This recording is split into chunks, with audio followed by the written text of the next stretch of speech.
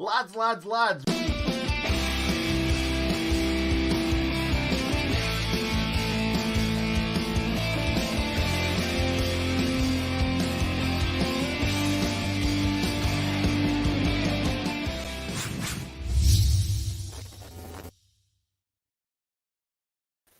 Whoop, whoop. That's the sound of the police. Lads, ladies and gentlemen, it's Wolverhampton Wanderers versus Sheffield United. Some are calling it the relegation party. I'm not calling it that because I actually want Sheffield United to win every game of football that they play, even if it is just delaying and prolonging the inevitable. My name is Hal. I am going to welcome in Nick Wiley, but I think that Nick needs a proper and full introduction. This is a man who works in the cut and thrust world of marketing, advertising, and promotions. He is a man on a mission. Each day he wakes, he performs 500 sit-ups, karate kicks for 2 hours in his own homemade dojo, and performs exactly 6 minutes of yoga, all before 6 a.m. He arrives at work early, already buzzing, fizzing with ideas for his high-powered, multi-billion-dollar meetings. He tells his receptionist to keep Bill Gates on hold, asks her to get Bezos to call him back as he downs 2 litres of Red Bull. Not the energy drink, but the actual blood of a bovine. He stretches, takes one look at the agenda for today, which reads, Save Rum. As the execs arrive in the meeting, Nick writes on the whiteboard, Rum, it's worth a shot. Everyone applauds, open-mouthed. He's done it again. Boom! He drops the mic, imaginary mic, launches himself out of the first floor window and lands comfortably next to his Harley Davidson motorcycle. He stops, gazes around at the debris by his feet. Ad executives and supermodels look down from above. One woman faints.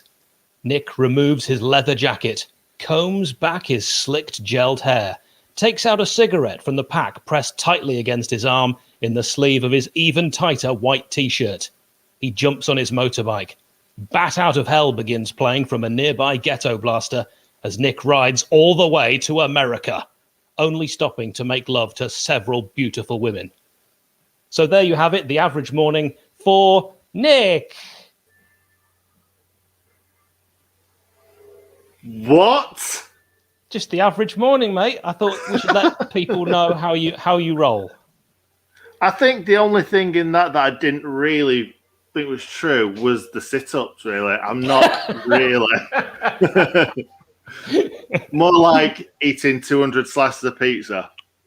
You know, whatever works for you. I think you look like a male Adonis. I need to do it again. It's the most horrendous time of the week.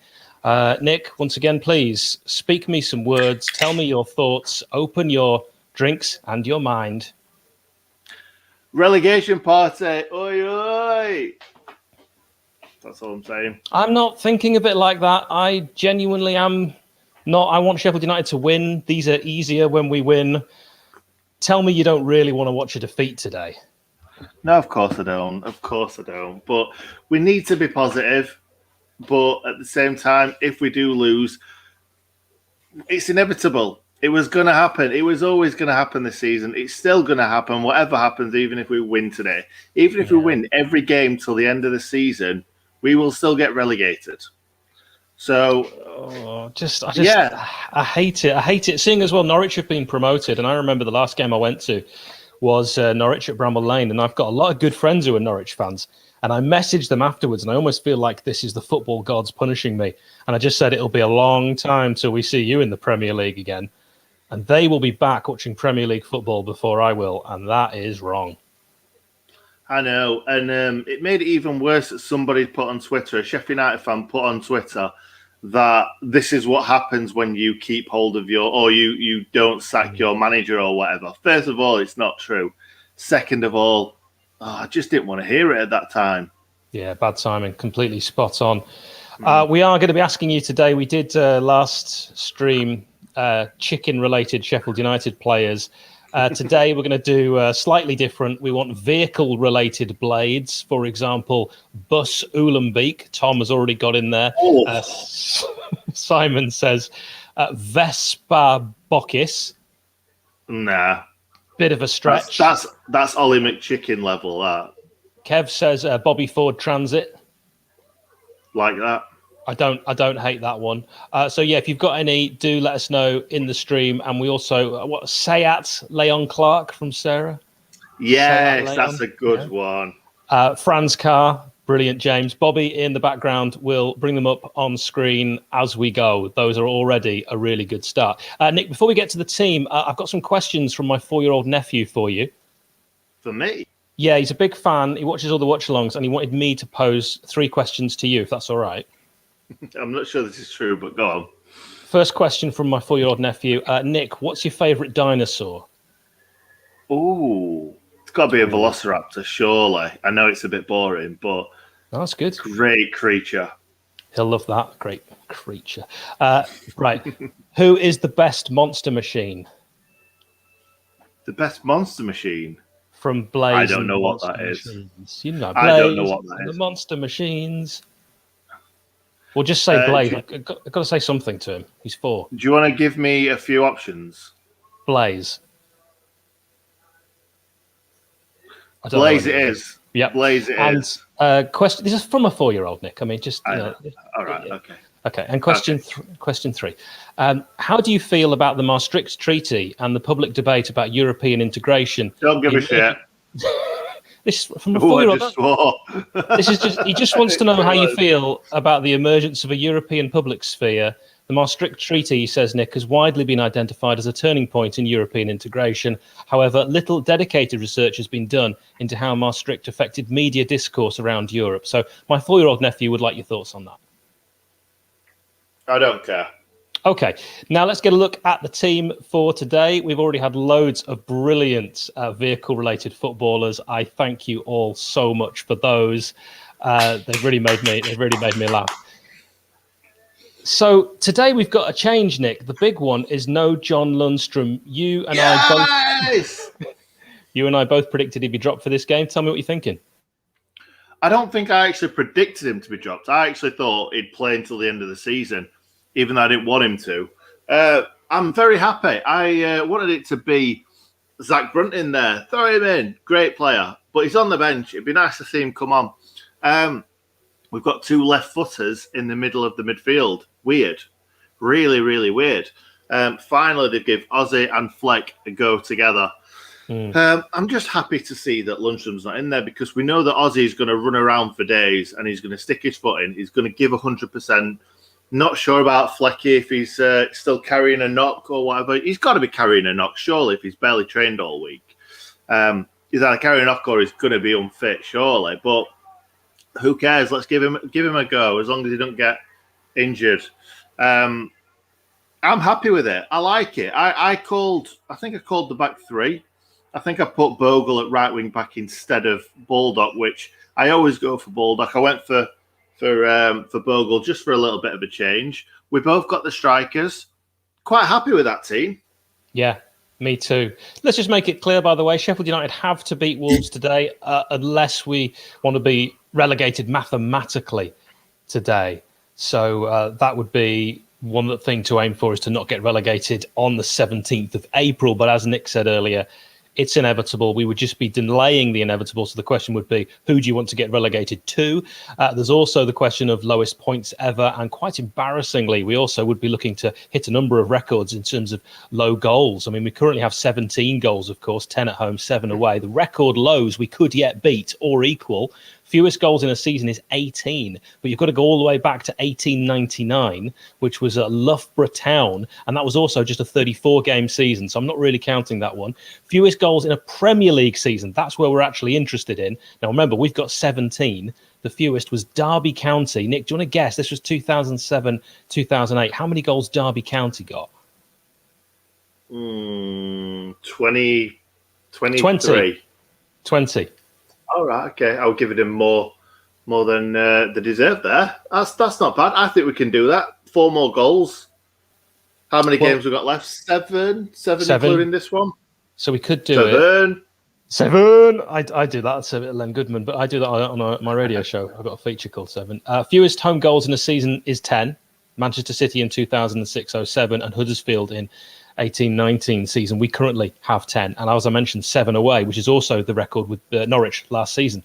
Fewest goals in a season by Sheffield United ever was 32. So I think we are going to break our own record for fewest goals, and we're definitely going to break our own record for lowest points ever in what many are calling our worst ever season. So just some stats that just keep a kind of in your mind as you do try and think of some ways to keep these games interesting.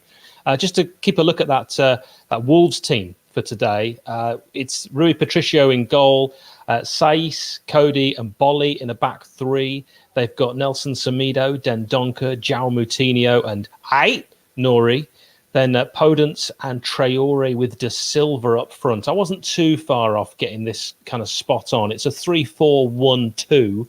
The only mistake I made on the match preview was I did have Kilman in there ahead of Bolly because he's been out after he tested positive for COVID-19, but he's back in there. Right, let's look at some of these vehicle footballers.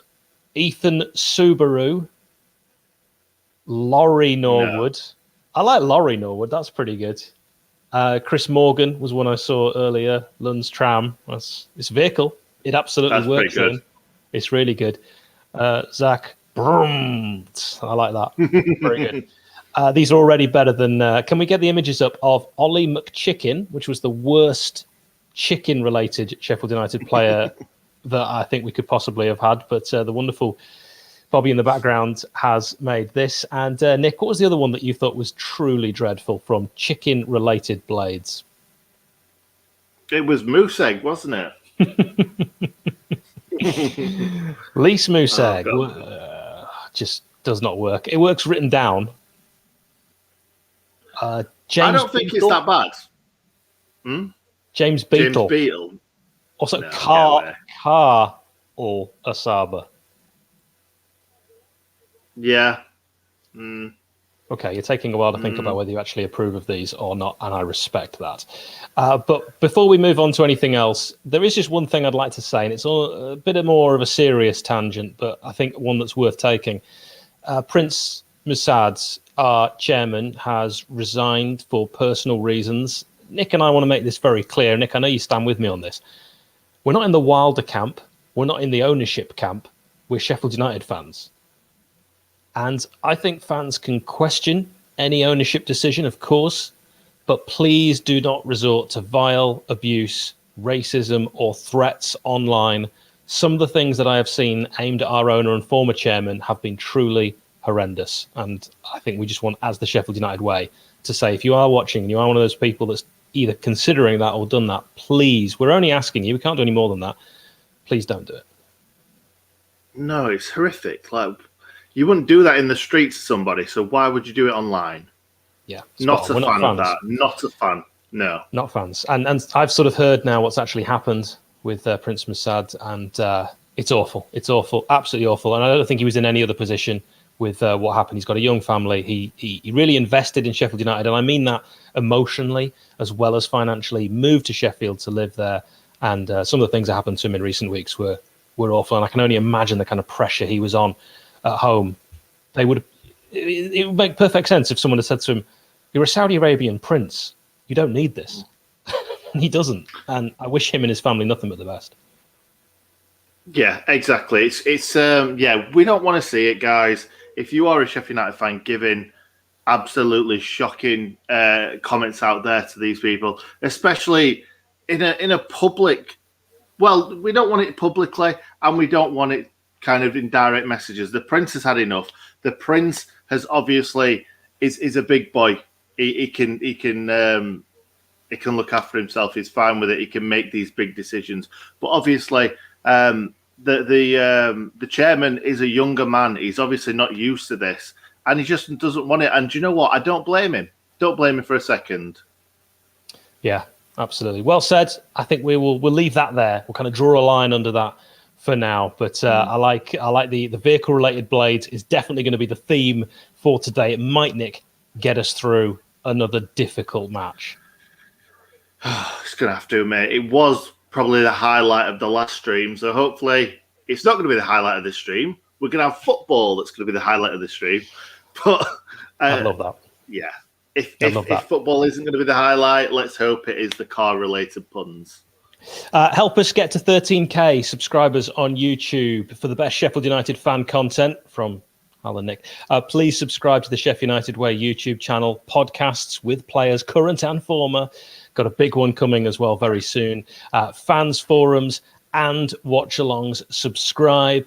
It is free now, and it will always be free. So please do that. We would be absolutely delighted if you would help us out. We're trying to get to 13k. Also, a lot of people have asked after we did the finance video, which was reviewing Sheffield United's finances for the accounts that were released in 1920. When I say 1920, I mean the 2019-20 season. We're not going back that old. People have asked if we can release them as podcasts. You can listen to our YouTube videos on your journey to work in the car safely and legally. Simply use Bluetooth audio in the media option, press play on the video before you set off, place your phone somewhere you can't see it, and listen through your stereo. I'm a technophobe, and I do it every day. So if I can figure it out, anyone can. Yes, you can, mate. And let's talk about football, mate. Let's talk about football today. What do you make of the Sheffield United team? I haven't heard what you've got to say about it. Let's have a look at it again, and I'll just give you some quick breakdown thoughts on the front two. I like. That's what we both predicted. I want to see Brewster get more game time. Fleck on the left, fine. That's his natural position. I just hope he's fit enough, because if not, time to give a youngster a chance. Ozzy, Nick, we've been saying it since the first week when we've been working together. Ozzy, a left footer, can play on the right, and it's taken the final 7 games till we actually see it. Colin Morris Minor has just made me laugh. Joel, you're a star. Ollie Norwood, obviously, with his ping. If that returns, fantastic. Realistically, I wanted to see a formation change. Keane Bryan coming back in is brilliant. He'd been out of favour. Don't really know why. Egan, captain, great. Absolutely no issues there. I would have liked to have found room for Bogle in this team. That's probably all I would say. No, that's fair enough. I think we need to see for our own eyes that kind of two left footers can't play in the midfield, because we've been shouting about it for ages, and no one's given them a chance to see if they can form a little bit of a partnership. And let's be honest, we're thinking that Fleck and Osborne are both going to be playing for Sheffield United next season, and Lundstrom won't be. We know that for certain. There's no way he's going to sign another contract. Actually, with the amount of money that's been spoken about Lundstrom, he should take it. He should take the contract, especially how rubbish he's playing. Nobody is going to come in for him if he carries on playing as poorly as what he has been. Spot on. So let's see. Let's see what happens. Took the words right out of my mouth. That's where I'll stop that song. Let's do the quiz. We always do a quiz prior to the game. Stuart Davies, you legend, $4.99 in dollars. Thank you very much. Egan hits a 92nd minute winner. I'll walk off a la Mariners last night. Ty France, I'll tell you what, get me on my baseball. The Mariners, top of the AL West, beating the Houston Astros. Walk off styly. You love to see it. Egan, of course, Nick, you might remember. He's done that before. Yeah, you were very, very close to getting muted and booted off then for talking muted about and booted. Muted and booted. We're gonna have to call that next time. Oh, muted and booted. Sorry, breaking news. Paul Heckingbottom is wearing the JT Hammer hoodie. Breaking news. Now, this is a hoodie that is not available in the club shop for some reason. Bobby in the background has done some serious work behind the scenes and sterling research to try and find where I can get this hoodie. It is not for sale. It is only for sale to JT Tingle and Paul Heckingbottom by the looks of it. If you get a chance to see it on the screen, have a look. The way these watch-alongs work, we will talk about the action while you watch it on Sky TV. Right, let's do the quiz. It is Wolves and Blades related. Okay, we'll get there in a moment. MOT, LUFC, Top Man Hal, good luck, guys. $4.99 in pounds. You don't have to be a Leeds fan. Do you remember what happened last time we got some money from a Leeds fan? We said Leeds fans are the only ones that give us money. That's true. What's going on? We're a Sheffield United fan channel. Thank you very much, mate. I really appreciate it. But why is it just Leeds fans? I have no idea. I tell you what, Nick, I got a lot of grief on Twitter the other day for being a southerner. You deserve it. Right. Where was I born? The north of Scotland. Where was I brought up? The north of Yorkshire. Which part of Yorkshire are you in? Just answer the question. From north, south, east, or You're west. right. Yes, you're right. Yes, I know you're am right. The most northerner. I was born beyond the wall. All right. We're not talking about Game of Thrones here, mate. I was born with the wildlings and brought up in the north of Yorkshire. All right. I'm the most northern. There's no one more northern than me. Let's do the quiz. When did you leave York, by the way? Oh, I'm never going to get How to old were this. you? How old were you? It doesn't matter. We need to check the Streamlabs, Nick. Nick, before I get to the quiz, the game will have finished by the time I do. Streamlabs, can you give a mention of that again? Okay, yes, I will. 1 second. Go on, carry on. Oh, we've lost Hal. Hal's having a drink. One time I thought I'd let you do a bit of speaking. I'm so thirsty. No, I went to get the Streamlabs link, and you left me. I didn't know that you'd muted yourself because I was off getting the Streamlabs link. Not good enough. I don't employ you to bugger off. Full stop. I don't employ you. Drinking water on my time. How dare you? On my watch. Oh, lots of money coming in now. Look at these. Thank you, Hippo SHFC. Absolute legend. You can also donate using Streamlabs because we get, I think it's about 80% of that compared with YouTube giving us about 4%. Oh yeah, I was being real. So I've just popped in all the comments. I don't think it's gone onto Twitter, but it's gone onto Facebook and YouTube. The Streamlabs link. It does say "in good Nick," but yeah, it's an old one. It's worth pointing out that money genuinely doesn't go to Nick and I to spend frivolously. It costs us a lot of money to run this channel, and even this thing that we're using right now that you see us on, we have to pay for every month. So it just helps the costs of the channel. That's all it is. Now let's do the quick quiz. It's Wolves and Sheffield United related. Nick, you can of course get involved as well after we've given people a chance to have a guess. You can see it on screen. Who scored their first Sheffield United goal was a 90th minute winner on the 14th of September 1996 away at Wolves in a 2-1 win. 1996. So we're going back some, but a memorable player, a memorable goal, and his first ever. It wouldn't be his last. A striker. 96. Peter Cachorro. It is Peter Cachorro. Congratulations, Nick. Is that a joke? Yeah, it's Cachorro, yeah.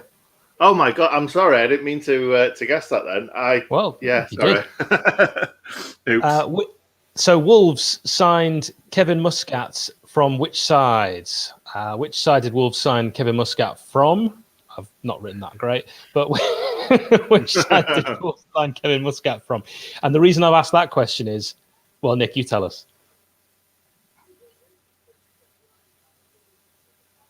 I'll tell you. The reason I've asked a question about Kevin Muscat is because it's for Muscat that. Exactly. Neil Warnock saying that.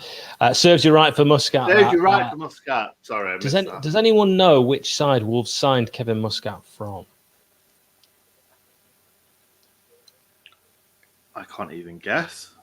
All right. It wasn't Millwall. It was a London club. Was Millwall Palace? After? Palace. Yeah. There we go. Nice one, Johnny. All right. Guess the player from his career stats. You're going to see it on screen. Which player who played for Sheffield United in 94-95, 69 times, and also played for Wolverhampton Wanderers 75 times, 2001, 2004. Which player is this? I think you can tell from their goal return they're a striker. Nick, don't guess this one. I know. Because you know. I'm not daft. I'm sometimes daft. You're not daft. You're a high-powered marketing executive who rides a motorbike. Right. Okay. Brilliant work, Mr. Foster. It is Nathan Blake. I was a big fan of Nathan Blake, a wonderful Welsh striker. I thought it was a shame that Howard Kendall decided to let him go. He still had, clearly, as we saw from his career after he left the Blades, a lot left to give, and he actually went to promotion rivals Bolton Wanderers, who pipped us to promotion that very season. Of course, he scored against the Blades at Bramall Lane, 96-97. We just couldn't get one over Bolton that season, finishing with over 100 points. I think it's worth just mentioning that Nathan Blake has said some naughty words about us since leaving. Yeah, he's not been the biggest Blade, that's fair to say. No, and I don't know why. He gave us a lot of stick. If anyone knows in the comments why he gave us so much stick, let us know. Right, Nick, you can guess this one because it's purely one or the other. Who did Adi Akinbaye score more league goals for, Wolves or Stoke? And I'd like you to guess the goals as well. I think it's Wolves. And how many? Oh, yeah, go on, how many do you think? It's Akinbaye we're talking about. 18? 18. It's not a bad guess at all. Not a bad guess By at all. looking at your face, I reckon it's a lot lower. It's lower, but it's not a lot lower. So we're all saying good. Wolves. Wolves seems to be the common consensus. He scored 16 goals for Wolves. We're talking about league goals. Okay. He scored 16 league goals for Wolves. He scored 17 league goals for Stoke. Duck. For Stoke. For Stoke. You know who we need to get on? John Brayford. We need to get John Brayford. You read my mind. We said that last time, didn't we, for the Arsenal game? Maybe we need to do something about it. Give us a like if you would like us to interview John Brayford. He's not just any fullback. He's John Brayford. Thank you very much to 2 Streamlabs donations. So, where are we? I don't know how I'm going to read these. I need to get onto Streamlabs to see, because I've just had 2 emails, and I'll read out the names. It is David Dukes, £12.50, absolute legend, and Craig Roney, £7.50. I'll try and see if you wrote comments on Streamlabs, but thank you very much for that money. That goes a long, long way, doesn't it, Hal? Yeah, it just helps to fund the channel and keep us going, because I mean that emotionally. Hashtag mental health. It's been a tough season. We're about to kick off, so I haven't done it yet, Nick. Watchalong. Shall I do it then? Because I don't want to put you on the spot. I think it might be worth just saying, shall we have a minute silence? Because that's what they're doing right now. Oh, good shout. Yeah, we will do a minute silence for Prince Philip, the Duke of Edinburgh.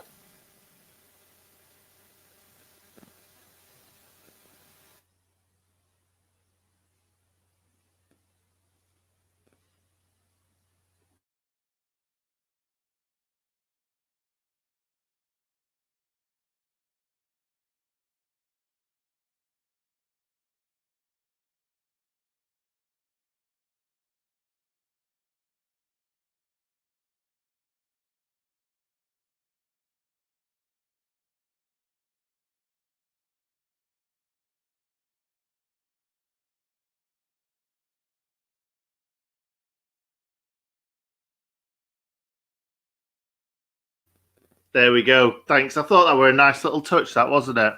Nice. Good idea. Good shout, mate. Good shout. Yeah. Love all the vehicle-related blades coming in. We will get to those. Jack, you legend, $4.99 for Streamlabs and that.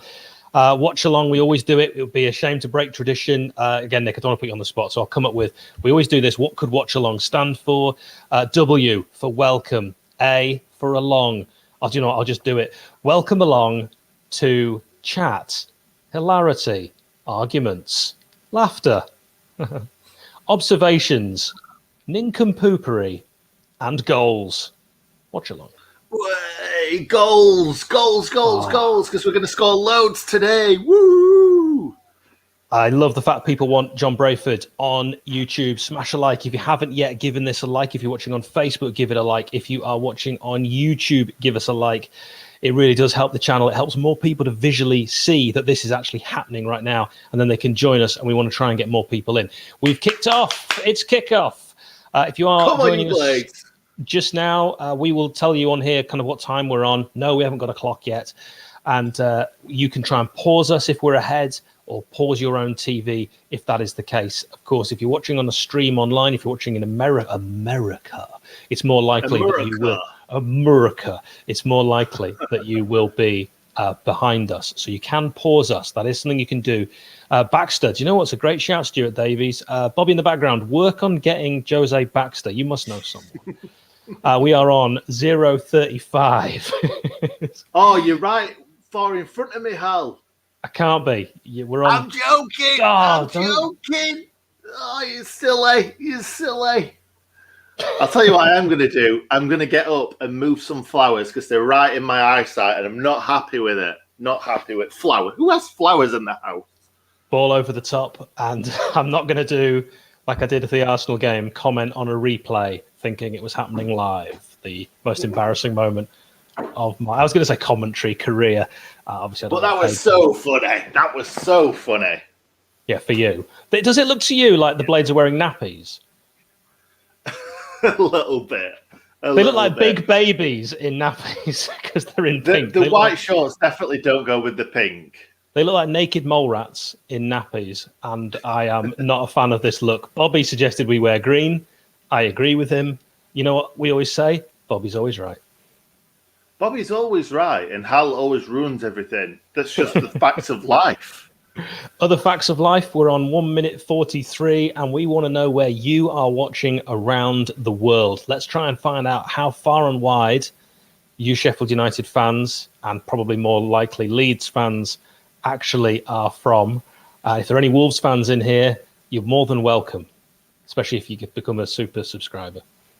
Exactly. I've got a few friends that are Wolves fans as well, so I know some nice people, especially one that came on my stag do, Luke Butters, good mate of mine. I think he was in earlier, but I'm expecting to receive some vulgar texts from him after this game if we lose. So fingers crossed we don't lose. Butters. Mike Whitchurch in Spain. Great to have you along. ¿Qué tal? Muy bien. Me? Bien, pero tengo sueño. Estoy aprendiendo español, más o menos. Right, we've got 2 minutes 41, and it's Georgios Baldock, the Greek legend, on the right-hand side. Can he get a ball crossed in? It's going to take a deflection for a corner to Sheffield United. Nick, tell us how you thought this game would start. I'm excited. I honestly thought we were going to start like quite quick.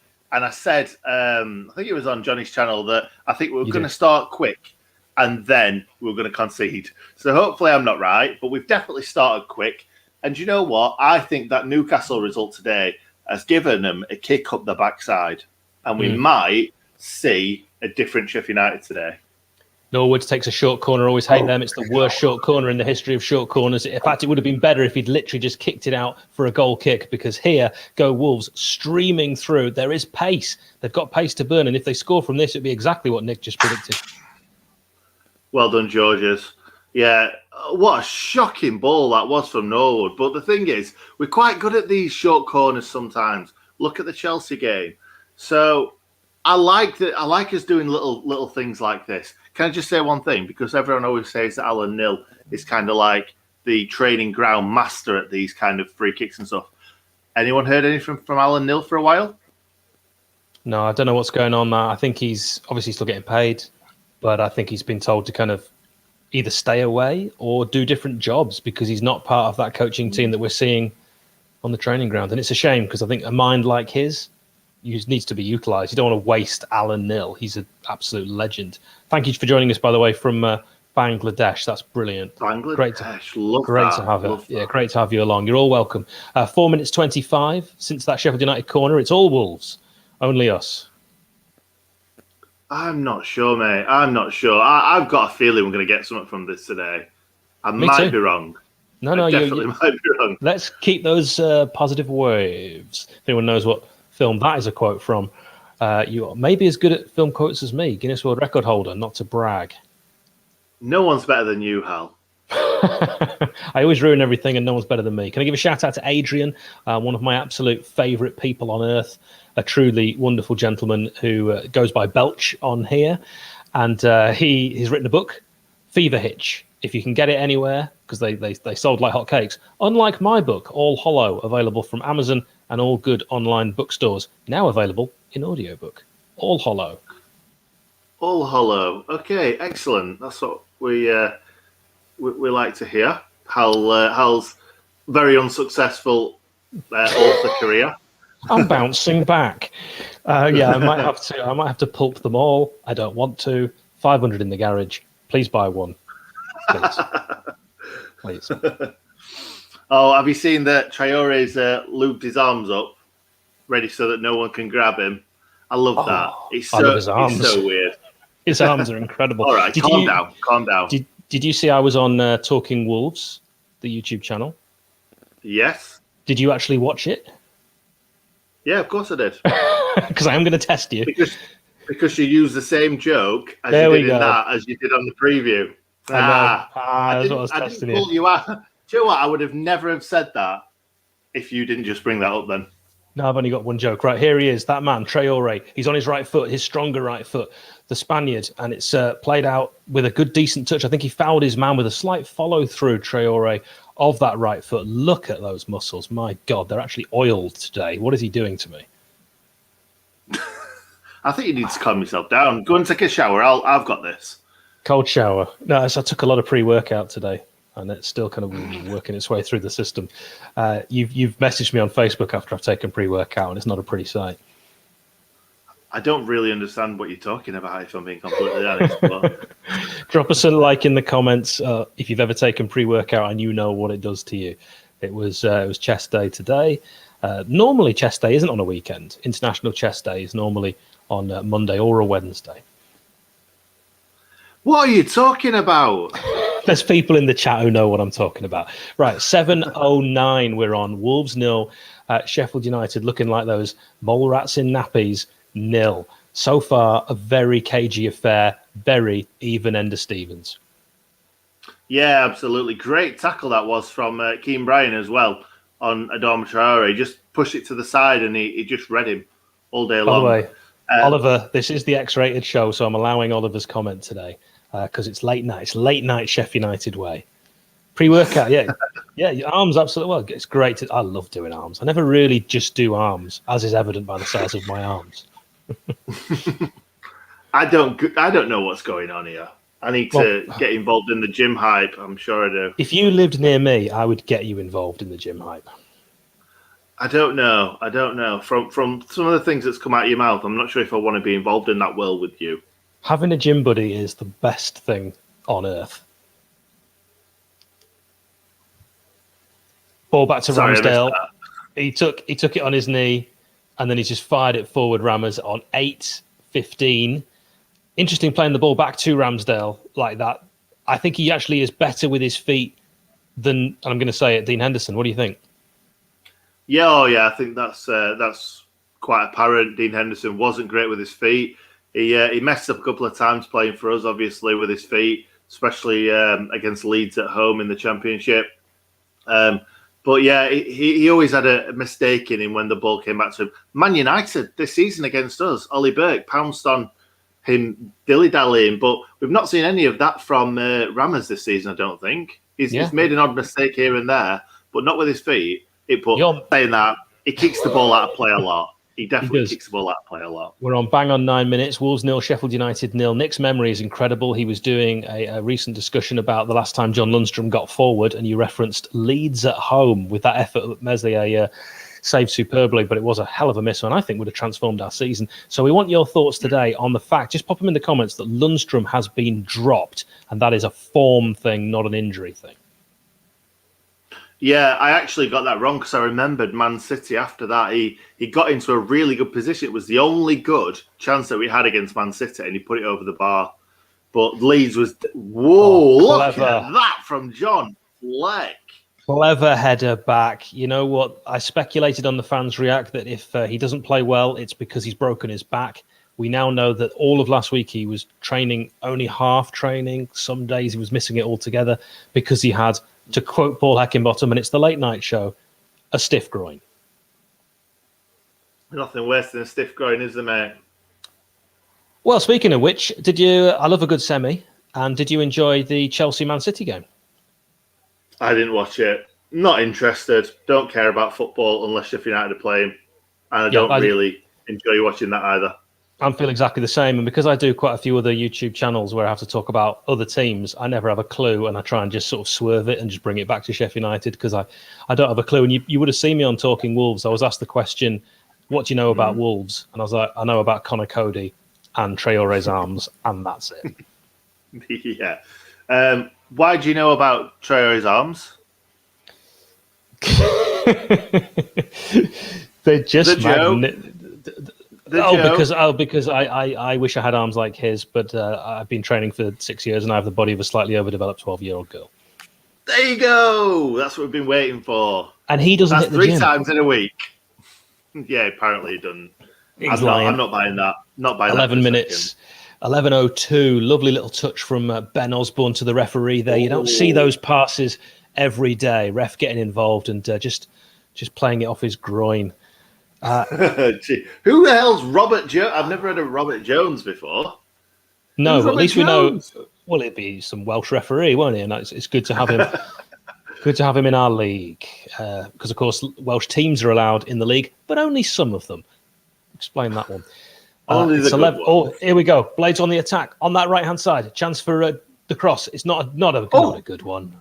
I thought Patricio might have dropped that, but I thought their defender was going to head at his own net there. I didn't think that. Ooh. Looking at it again, you can see why you thought that, but I think he would have got the shout. And Rui Patricio is a goalkeeper that you do listen to. He's achieved so much. Oh, he did as well. It looked like Saius was going for the header, and then he went like that. As in, you'd have heard it. Yeah. Patricio's a great keeper. He's a great penalty. Yeah, absolutely. Great penalty saver as well. I'm not sure that's the exact term he used for someone that's good at saving pens, but he is.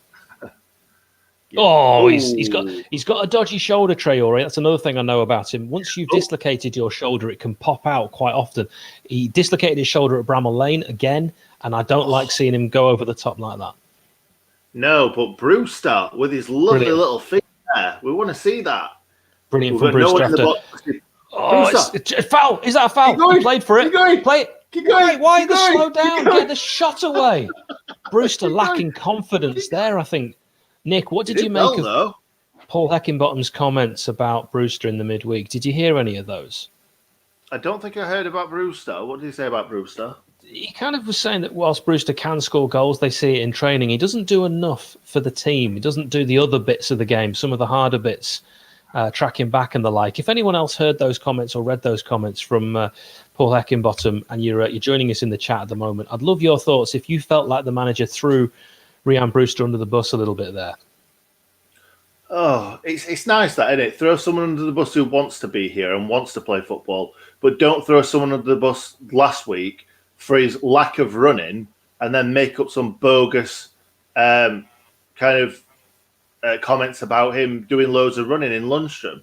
It's not. Yeah. I don't get it. Mate. I really don't. Thank you, David Morwood. You absolute G. We really appreciate that £5. There you go for his £5 start.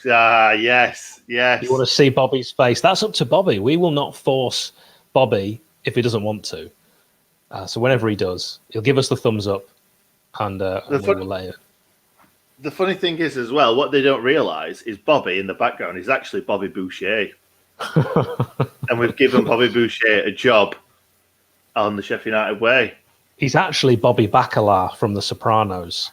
And we're going to give him a job. Why has Paul Heckingbottom not only slagged off Ryan Brewster, but also taken off his cocking hoodie? The only redeeming feature I was giving him today. Well, I think underneath he's got another jumper, so it might be the hoodie underneath. But you don't want a hoodie with a coat over the top, do you? It's all bunchy back here. You don't want that. Jack, that's my favourite comment so far.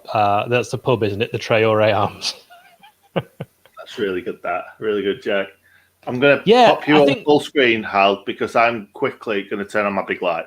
No, it's big light time. Bobby's face reveal will happen, I would imagine, on our end of season fans forum, something like that. We'll wait till the end of the season because we'll need cheering up. We'll need something to look forward to after we'll have gone down. So Bobby in the background will be revealed. Nick just getting his Gatling gun completely assembled before returning. Could have muted yourself, mate, but fine. Putting big light on. There he is. We've got a little bit more light now. Excellent. We look so much better in this game. I look better in bad light. Carry on. We look way more confident in this game for some reason. I think it might be just the fact that, we could be going down today, and looks like they're getting Bulldog. up the bottom. Bulldogs looks like someone done something from their bottom on his right arm. I just saw that, yeah. What's going on? This is much better. Fleck in the middle, 15 minutes 45. Ball played out to Ben Osborne. Has to keep checking back on his left, Nick. Yeah. That's what a lot of managers have been saying. Oh, here we go. We're playing triangles, mate. Triangles. Cross comes in. So many Wolves defenders there. It does look like there's more of them than the Blades. That's a foul. Referee's going to let play go on. Ollie Norwood there fouling his man. He'll surely bring it back here. Rob Jones. No, he's actually going to say carry on. I thought that was play on unless there's no advantage. Well, there wasn't an advantage. And Rob Jones deciding to let the Blades carry on and come forward with it. And that's a throw in. I know the rules of football. Shut your face. I'm Googling Robert Jones, Premier League, and I'm going to see if he's actually Welsh. He will be. He's from the Valleys, boy. Oh, of course he is. You can't keep giving him this accent if he's not. Poppity ping. That's Welsh for microwave. Poppity ping. Did you know that? Oh. Hey, do you want to know where he's from? I already know where he's from. Change the accent. From Barry. He's from Barry, boy. Oh, Poppity ping. He's not from Barry Island. He's from Merseyside. He's from Merseyside. He's from Merseyside. Is he Rob Jones, as in the Rob Jones who used to play for Liverpool and didn't score in the 8 seasons that he played? You remember that? Soccer AM. Soccer AM. Yeah. They did it every year, didn't they? The 9 seasons. The 10 seasons that he's been playing for Liverpool. Well, that's that Rob Jones. I don't think it is. I actually have met a few referees. I met Matt Messias, very nice referee. Paul Durkin, Uriah Rennie, massive blade. Speaking of massive, it's the arms of Traore on that right foot. Decent cross. He dug it out despite having Wenda Stevens. Oh, well, miming then, and you were singing. Miming along. I thought you might have me out there. You ruined it. Jack says Osborne, man of the match. I don't think there's any question there. That is already cast in stone. Yeah, are we giving him the man of the match before he's played 70 more minutes? Jack is a man who needs 17 minutes to assess man of the match. And I respect Are we not going to give it to Hakeem Bryan? Has he touched the ball yet? Yeah, he made a tackle against Adama Traore. Watch the game, Hal. Watch the game. Busy thinking of vehicle-related blades. It's 18 minutes 28. Corner comes in. It's actually a good one, that. Who's going to win this first? I think it will be Podence. Silly name, that, isn't it? Number 10. And that's a corner. What sort of English name is Podence, anyway? How many English Jimmy players? Podence. Yeah. How many English players do Wolves have? I know the answer, but do you want to hazard a guess? Conor Cody. Well do you done, mean Nick. The whole squad, or do you mean today, the team? Today in the team. You're right. It's Conor Cody is the answer. Okay, excellent. And where's he from? In the same place as Rob Jones, yeah. Conor Cody. Conor Cody boyo. He's from Wales, I'm telling you. Oh, chance for Wolves here. It's dropped. It's flicked on. Anyone gets a touch on that, it's in. And it's headed back into the grateful arms of Aaron Ramsdale. It was wonderful play from Ollie Norwood. Want to give a little shout out to our main man, Carl Shipston. And I've got to say, the comment he's made, Lundstrom has already done more than the last week. Got to be my man of the match. Oh, yes, that's a great point. I was just, that's an excellent header off the line from Norwood. But we're in the Midlands, Nick, so if it had gone over the line, who knows if Hawkeye would have even been switched on. Oh, it would have been for the team playing Sheffield United. Yeah, but Hawkeye might not recognise us in pink. Oh, that's a good point. Do you know what, though? Do you see how lucky that would have been if that had gone in the back of the net? He just kind of swung his boot at it, and then it just hit him and nearly went over Norwood's head. But yeah, excellent from Norwood, and quick thinking from Rammers to just grab it in the air. Brilliant. Yeah. We should just wish happy birthday to Curtis Woodhouse today. We wished him happy birthday at 7 a.m. before he was even awake. And I also want to say a massive shout out to Helen Shaddock, who watches every single watch-along that we do and has been a tremendous supporter of the Sheffield United way and does these amazing drawings, these sort of animated accounts of her days during lockdown. And she's just a tremendous Sheffield United fan, wonderful supporter and a truly nice person.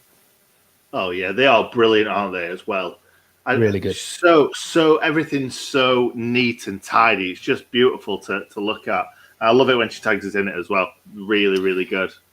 Nick M.O.T. Gomery, we're looking for vehicle-related blades today. We are on 20 minutes 53. If we are ahead, you can pause us. Of course, if you are ahead, it's much easier to pause your TV. That way, if you're watching on a stream, legal or otherwise, I would recommend pausing us. That's probably going to be the way to go there. But we're on 21:07, and it is Wolverhampton Wanderers 0, as I called them on Talking Wolves, the Wolfie Wolves. Sheffield United. No. Yeah, I don't know why. Because I think I spend more time around my nephews now, so I start talking, like I do to them. Yeah, like a child, Wolfie Wolves. I like it though. It's cute. It's cute. No one's ever called me cute before. Carl Asab. We've had 3 different Carl Asaba vehicle-related footballers. They don't all have to be cars, by the way. We're on 21:38. Didsy dropping deep, too deep. In fact, he's passed it behind Ethan Ampadu. In the question now for you, Nick, would you keep Ethan Ampadu for next season? Would you get him back on loan? I'd like to get him back on loan, but at the same time, I can't see him coming back on loan to a championship club.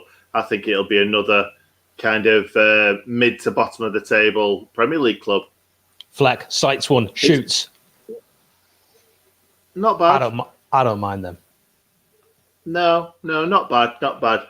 I don't think I've ever seen Fleck score from that distance before, but there's a first time for everything. Phil Jaguarelka. I remember at the Millennium Stadium, Boyo, where Rob Jones is from. You might remember someone had made a Phil Jaguarelka poster, banner, Michael, and they put it up at the Millennium Stadium at the Wolves game. I don't remember that. I don't remember blame that you. I remember very odd things, yet I cannot remember things like my council tax bill or to do the census. Oh, yeah, I did the census this year. I said to my missus, I've done the census, so you can do this, this, and this. So I got myself out of a lot of jobs saying that. Well done, sir. We are on 23 minutes bang on. Wolves 0, Sheffield United 0. We are seeing Wolves now on the attack on this right-hand side, around about 20 yards away from the byline. And it's a case of standing up, Ender Stevens. Do not let the cross come in. But again, that's the third time Ender has let a cross come in from Adama Traore, the former Middlesbrough and Aston Villa player. I saw Adama Traore play for Barcelona when I went to the Camp Nou in a game where I saw a lot of goals. It was a cup game against a team, I can't remember their name, Hospitalet, I think. Anyway, it was 15-1. Bloody hell. And he scored. Mental. Do you know what? He scored. Do you know what? I remember him playing for Middlesbrough, and he was good, but I don't remember everybody ranting and raving about how good he was in the Championship. And then he comes to the Premier League, and he's just incredible. Yeah. He's not had such a great season this season, I don't think. But he's just going to get better and better, in my opinion. He's still young. Agreed. Captain Kosa for my wife for the car puns. Aaron Ram Truck. Chrysler Basham. John F. Lexus. Jack Rodwell. Phil Jagiel Kia. That's good. We've also got Steve saying Lawrence Train Hervel. Tim says Phil Jaguar XK Elka. Alex Sarbella. Very, very good. Very good. Paul Revlin Hadley. I love that. I like that. Right, we're on 24-41. Here's a chance. Rhian Brewster. Can he get a shot away? Yes, he can. It's a trickler.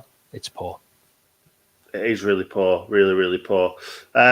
it would have been nice if he just looked up because Didsey was making a run. But yeah, he only had sights for goal. And do you know what? I don't mind that in a striker, in all honesty. I agree with that. In fact, just having the fact that we've had 2 pop shots from distance, I've no problem with that. If you don't buy a ticket, you won't win the lottery. It's not the most eye-catching saying, but it has stuck around for what seems like 60 or 70 years, that phrase. Yeah. At the same time, do you know, I was speaking to someone who was in the know a while back about Chris Wilder, and apparently he used to tell the players not to shoot from distance because you score less goals from distance than you do from getting the ball closer to goal, which obviously worked for many years. But yeah, can you remember many games where we scored goals from distance? No, I mean Wilder was right with that, and I remember a game against Northampton at home where he actually, you could hear him on the touchline saying, "Get the ball crossed in low, get to the byline, get the ball crossed in low." And it was finally Kieran Freeman that did that, and we won 1-0 with a late goal. And he's absolutely right. Pedalo Verde from Mike is without doubt my favourite vehicle-related blade. It's not bad, is it? It's not bad. It's really good. There's so many coming through. Rob Kia's look, yeah. Neil Carnock, that's good. But sounds like Charnock, which is where Oliver is right now. 26-17. Blades are playing well, Nick. I'm really impressed. You predicted we would start well. You weren't wrong. No, I weren't. It's just trying not to concede. And obviously we need to win today. That is the big point of today. We need to win to make sure we're not embarrassed, because somebody told me that this was going to be the quickest someone's been relegated ever. Is that correct? Yes, that would be correct. Yes, Statman Adam has confirmed that as of today. 26:45 if you're just joining.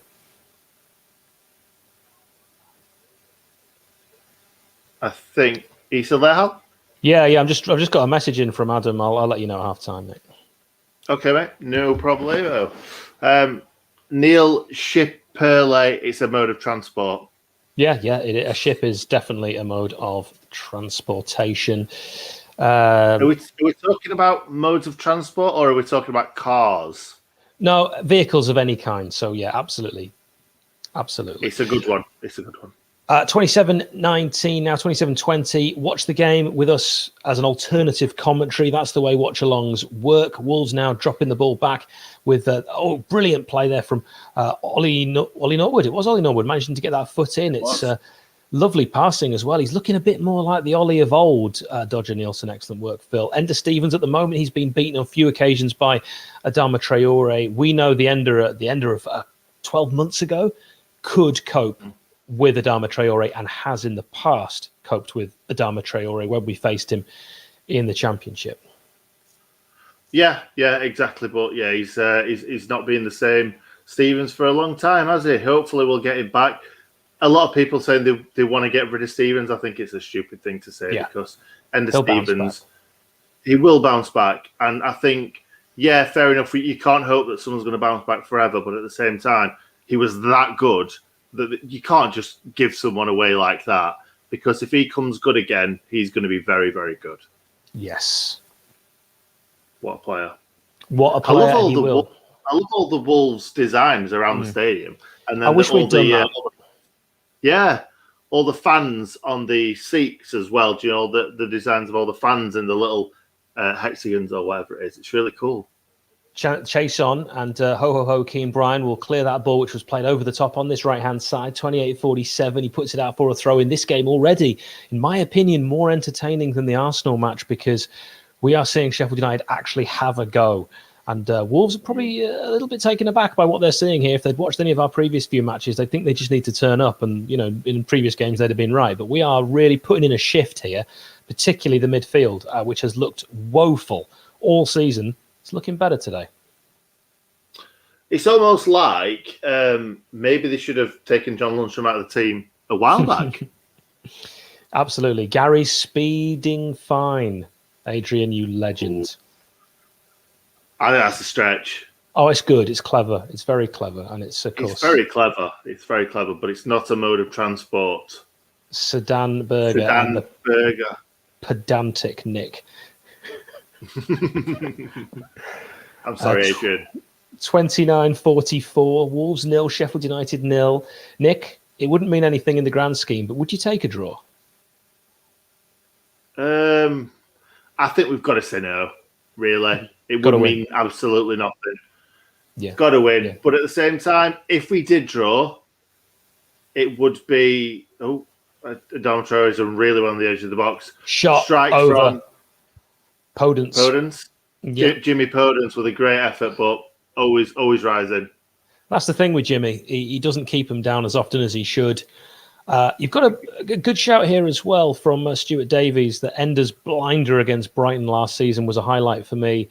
I went to that game, Brighton, at beautiful downtown Bramall Lane, and there are question marks over things like splitting the atom, how the earth was formed, how the dinosaurs died out. But one thing I will never understand is how Sheffield United didn't beat Brighton at Bramall Lane that day, because we outplayed them from start to finish, and Ender's goal was absolutely fantastic, and it was the goal of the season. It got my vote for goal of the season. I don't think we'll bother on the official site, Nick, with things like that this season.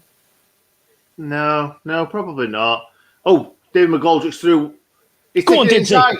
Get a shot. Oh, he's taking a poor touch. Here's a second chance, another bite at it. Can the Blades keep this alive on 31:04? No, they can't. It's a poor touch that takes it out for a throw in. That was bad football, that second touch. Didsy had a chance there, Nick. I know. It's almost like when he's in the box.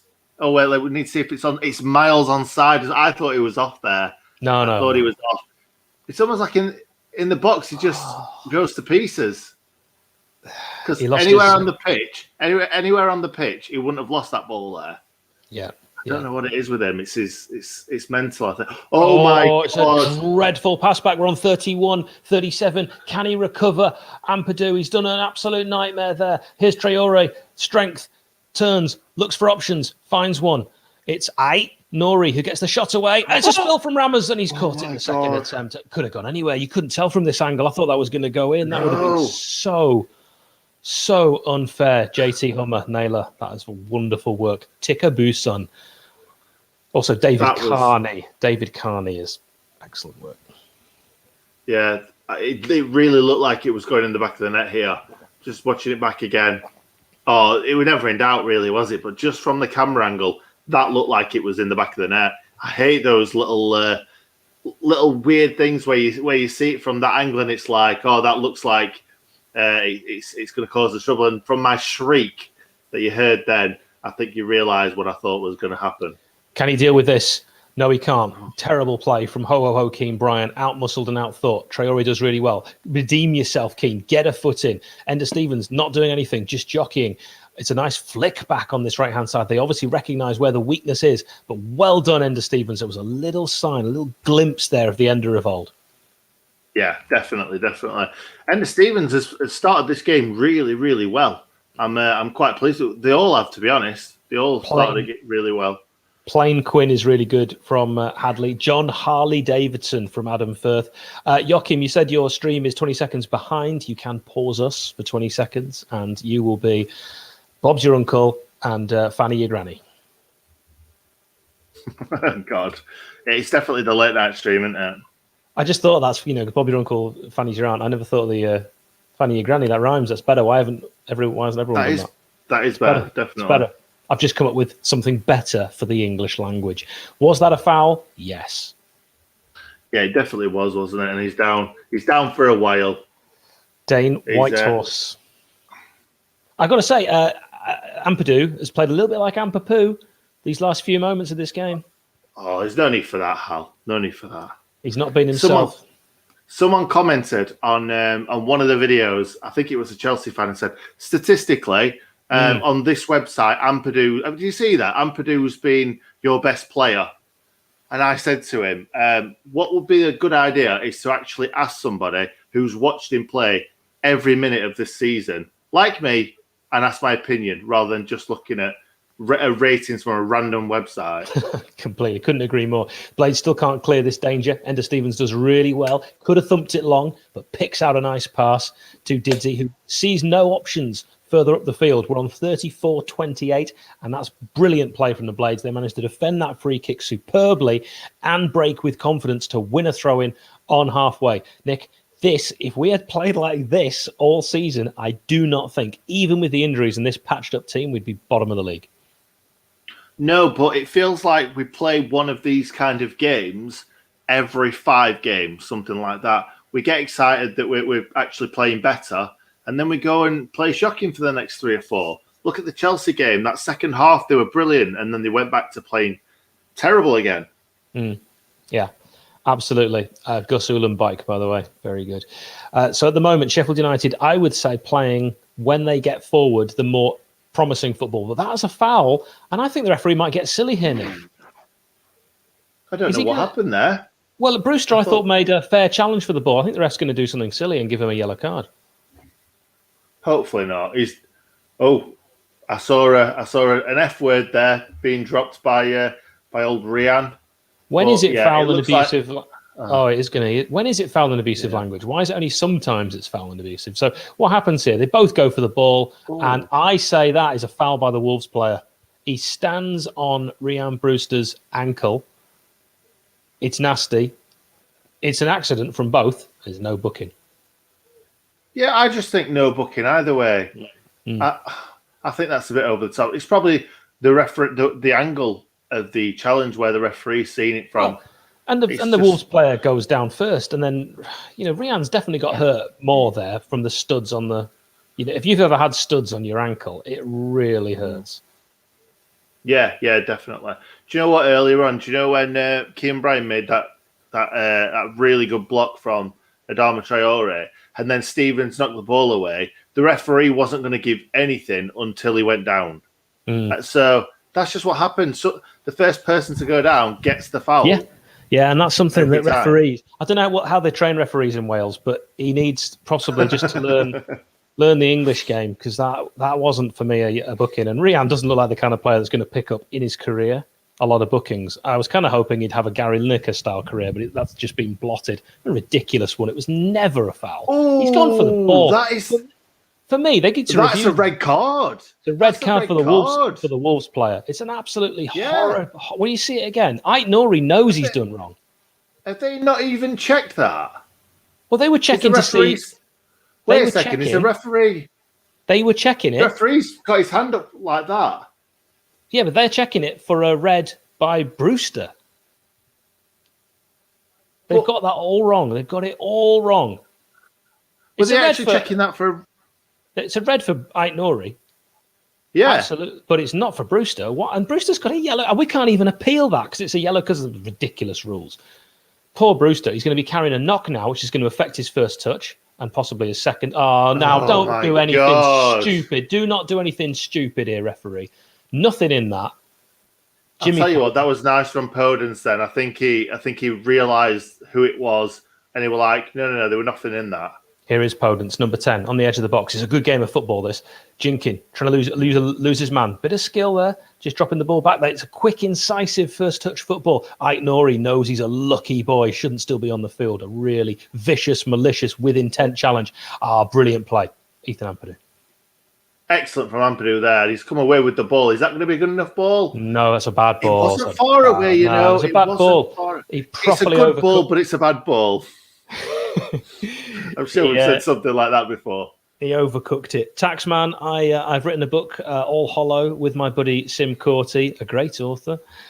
So basically, we wrote the story together. We wrote it as a screenplay, and Sim turned it into a book. But it's our story. It's called All Hollow. It's on Amazon. Do check it out. All the proceeds stay away from charity.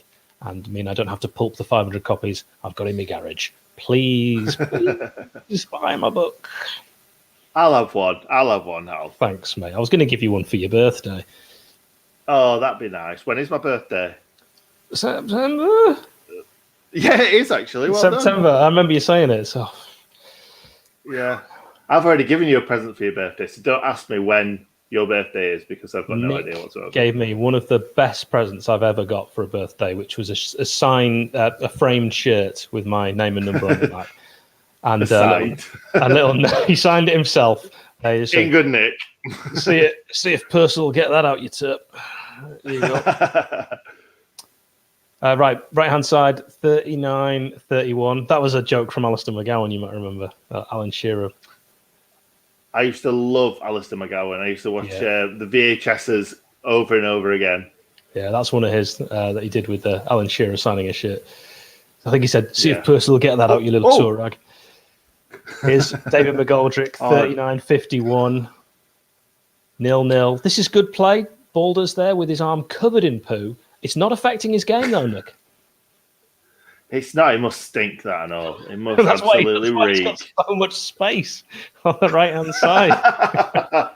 He just needs to go into the box. No one will go anywhere near him, will they? I interviewed Gary Lineker on my podcast, Once Upon a Time on the Pitch. Check it out from Apple and all other podcast providers. Please give it a 5-star rating. And he actually talks about... say? He actually talks about doing a poo on the pitch. It's great content. It sounds brilliant. It's just what I want to hear right now. It really is. As I just said, Baldock needs to get himself in the box. As I just said, Baldock needs to get back in the box. He was he's going towards the box now. What is he doing? He's playing a free role. We love to see it. This is wonderful football from Sheffield United. This is just like Sheffield United from last season, taking the games to Wolves and playing good football. Oh, that's not a foul. Get up. Get up, you little... You know what? Rob Jones doesn't fall for it. Blades have got it back. Pick the right pass on the edge of the box. Shot. He's given a foul. He's given a foul. He's taken his chance and he didn't get it right. I thought, you know what? Good refereeing there, Rob Jones. And then he's messed up his decision. Rubbish. Poor referee so far for me. There was never a booking for Brewster and he's got that one wrong. The book is called All Hollow. You can get it from Amazon and anywhere you get books. It's just been released on audiobook as well, which contains a half-hour interview with myself and the co-author, Sim Corti, one of my best buddies. We wrote the book together over the summer, and it's a true-ish story from my time in Gibraltar. How have we spoken about this book so much in this watch-along already? What's it called again? 41. Is this going to be like the Rafinha comment? No, I've retired that. Ball flicked on in the halfway line. Didsy dropping deep again. Oh, not quite in the right position for that ball that just came back. Sheffield United haven't had the most possession, but I think what we've done with the ball has been incisive and it's been positive. And I could watch this kind of performance from Sheffield United again and again. I also want to see us win in the mole rat nappy shirt and shorts combo. Yeah, I agree. And I've got the pink shirt on today. We won once when I had this shirt on. Yeah, so we did, knows? And we lost against West Ham as well when I was wearing it, so I haven't worn it since. Yeah, I'm pretty sure we've lost multiple times this season while I'm wearing it too. So yeah, it's not just on you, mate.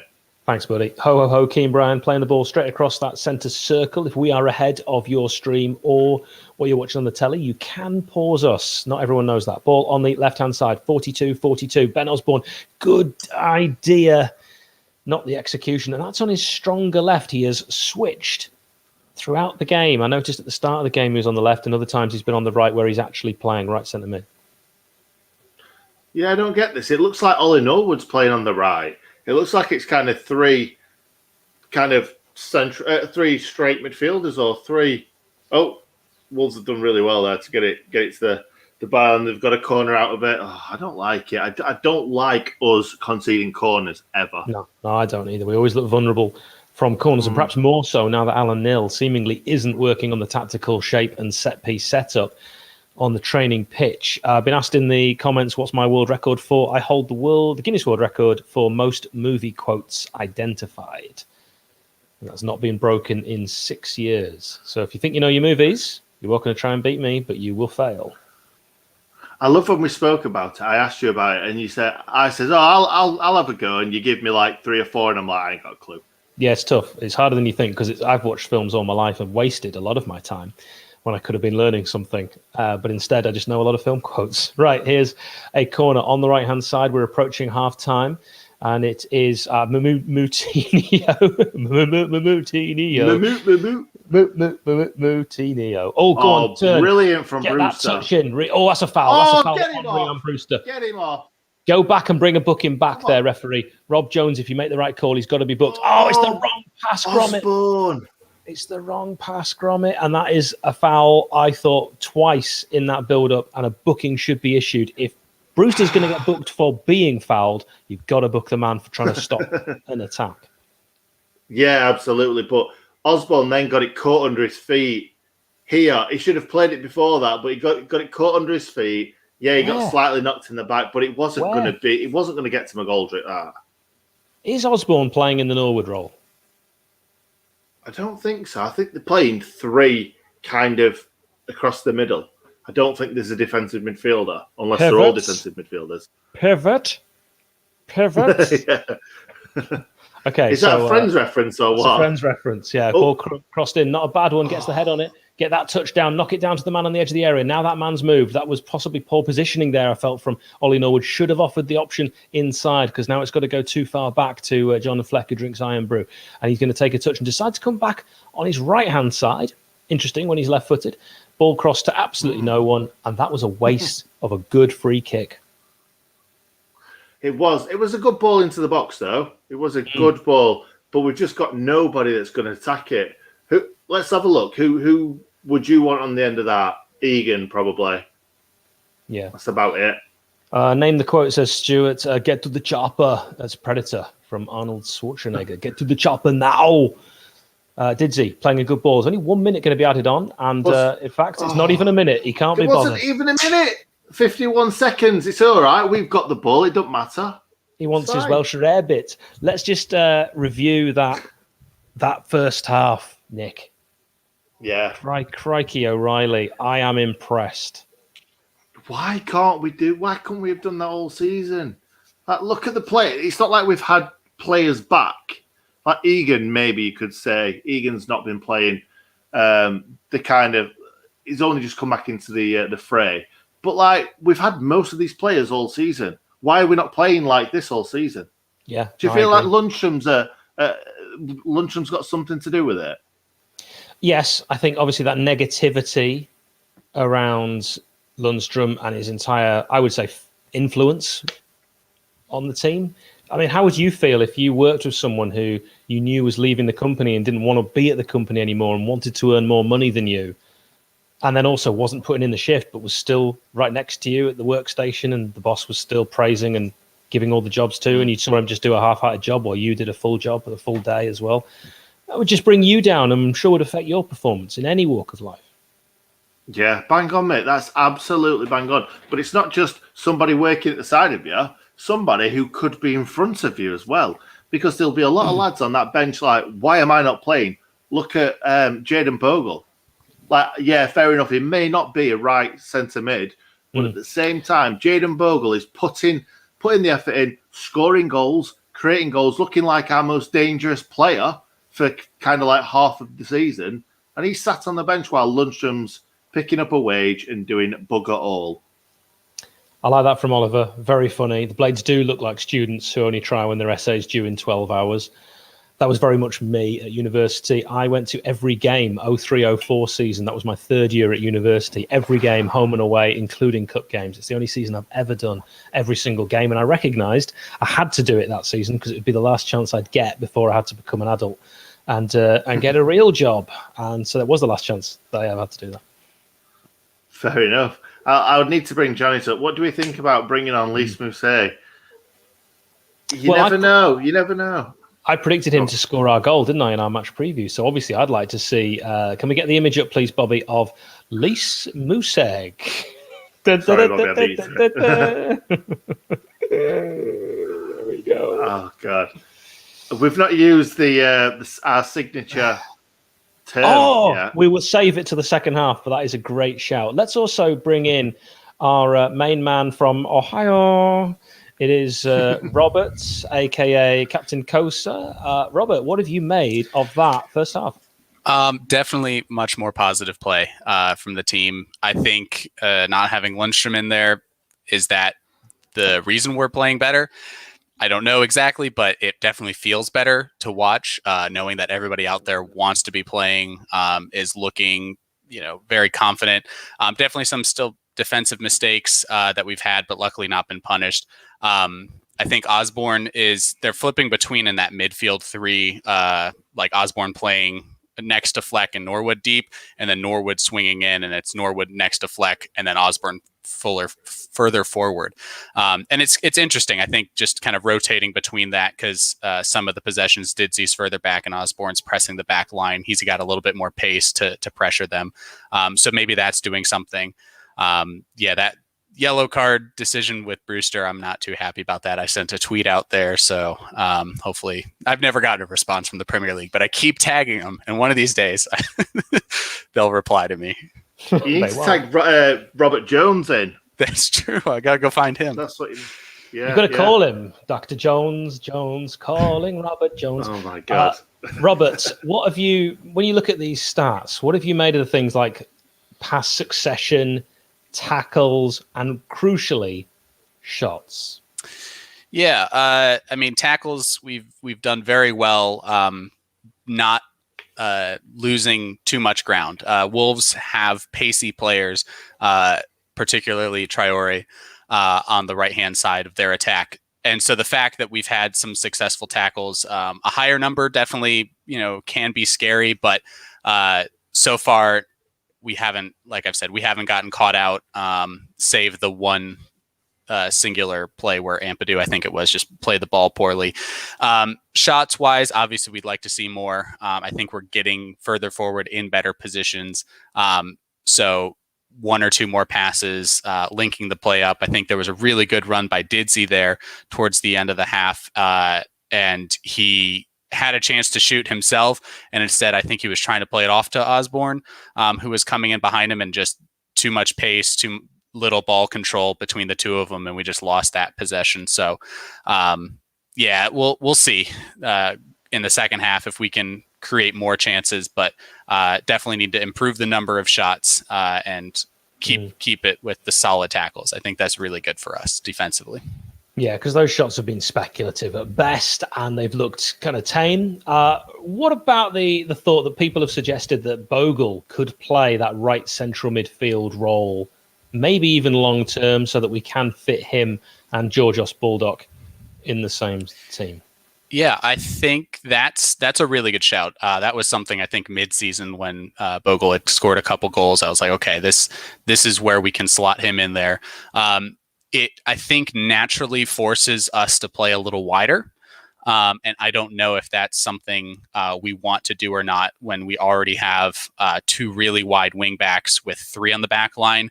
As soon as you put Bogle in there, who wants to be further wide on that right side, does that leave too much space in the center of the midfield?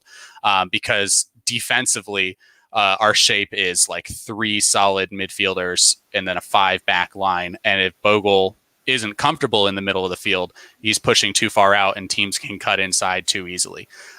We haven't seen him play there yet, so I don't know if that's something that he could be comfortable with, but that's the only drawback I think of playing him in that right center mid role. What's better than a good yank 2? Get all the Americans in. Steve, you're only American-ish. You are. I'm Sheffield, fake American. But now the three of us are here. We can talk to Nick about baseball. Absolutely. So the Seattle Mariners.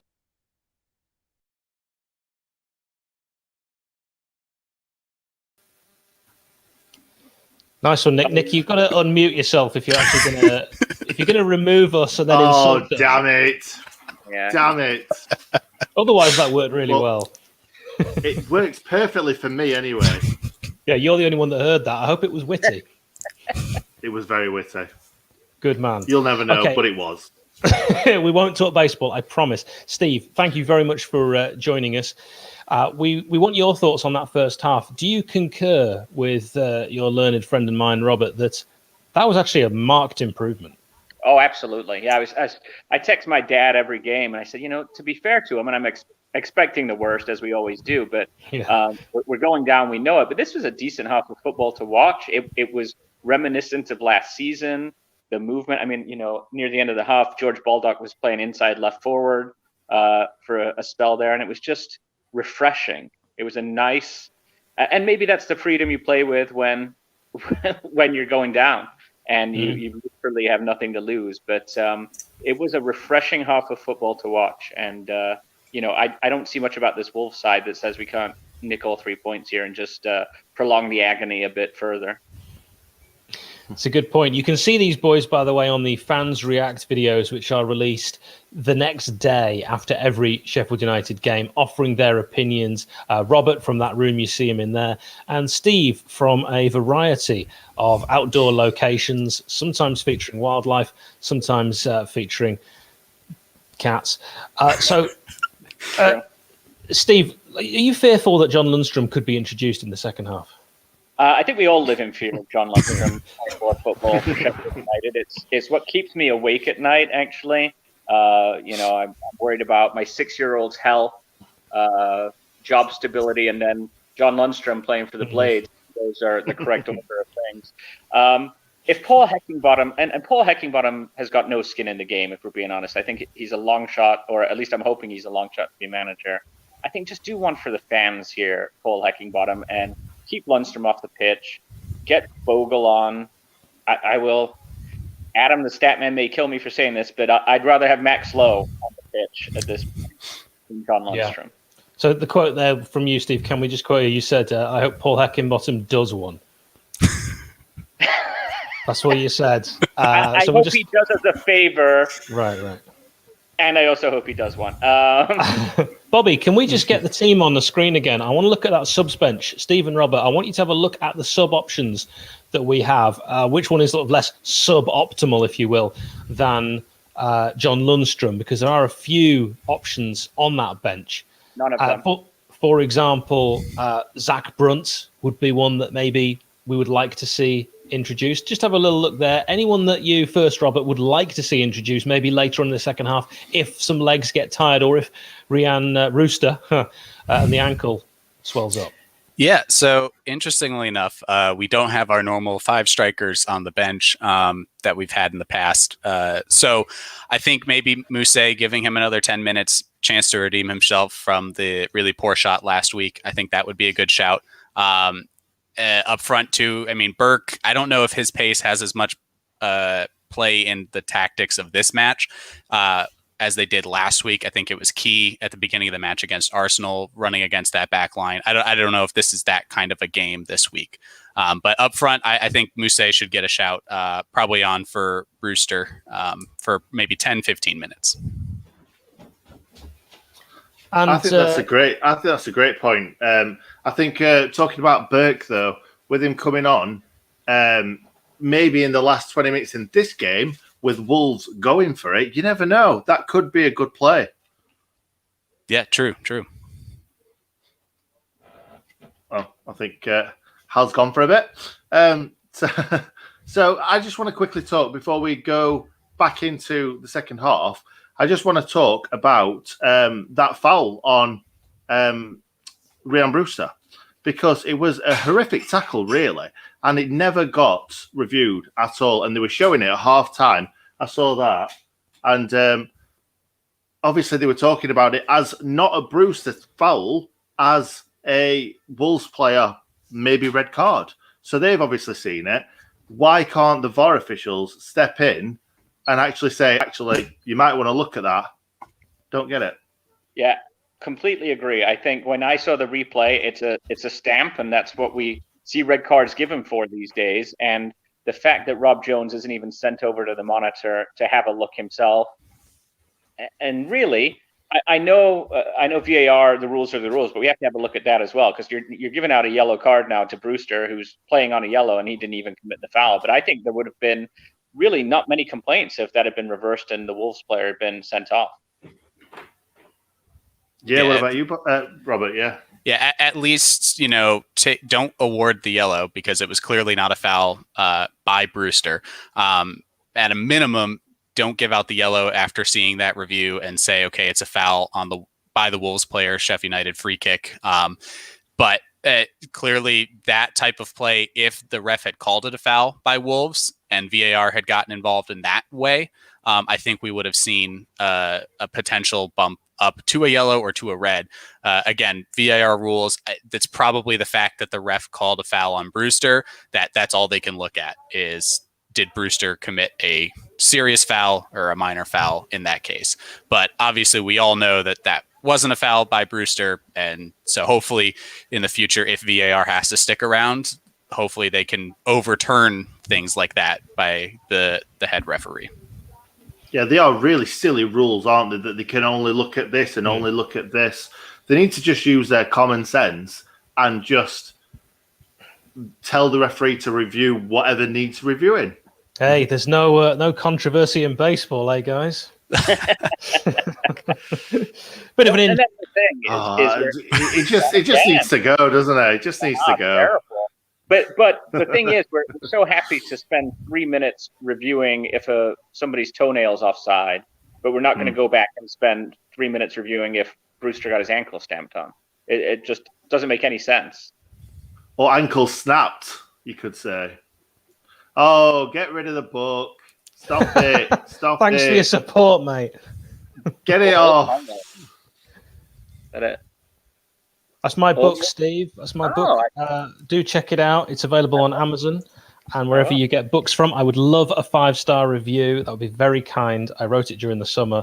It is about Gibraltar, and it's excellent, if I do say so myself. Very funny and scary. A bit like seeing John Lundstrom come on in the second half. I would rather have Wes Fotheringham come on and play right midfield in the League second One half. Wes. It won't happen. League One Wes. Let's just get just a quick reminder that if we are ahead of you as the second half quickly approaches, you can pause us. You can pause your stream or your TV to get level. I will give regular time checks so that you know where we are. The score is 0-0, and we have just kicked off for the second half. Live from Molineux, the Watchalong works this way. We will bring a different alternative commentary to Gary Weaver and Don Goodman. You could choose to listen to Gary Weaver and a former Wolverhampton Wanderers striker, or, because you're more likely a Sheffield United fan, two diehard Blades that will give you a biased Blades commentary. Your choice, not judging you. Okay, lads, enjoy the second half. I'm going to be minutes behind you, so let's get 3 points and prolong the relegation agony one more time. Thanks, Steve. Thanks, Robert. We look forward to seeing you on Fans React tomorrow. That video will be released at 7 p.m. Enjoy the second half. Up the Mariners. Cheers, boys. See ya. Cheers. Also, if you get a chance, check out Just Joe Football Show on YouTube. Just Joe, really good guy, doing bits. We have 45 minutes 55 on the clock. That's now 45:57 if you're trying to keep up with us. 0-0. Nick, your hopes for the second half, my friend? Just more of the same, and hopefully we get that one chance and we take it. I think that it's here for the taking. It really is. I think if we were playing Wolves last season, this game would not be here for the taking, but they're not the same animal as they were last season. And I think we can do this.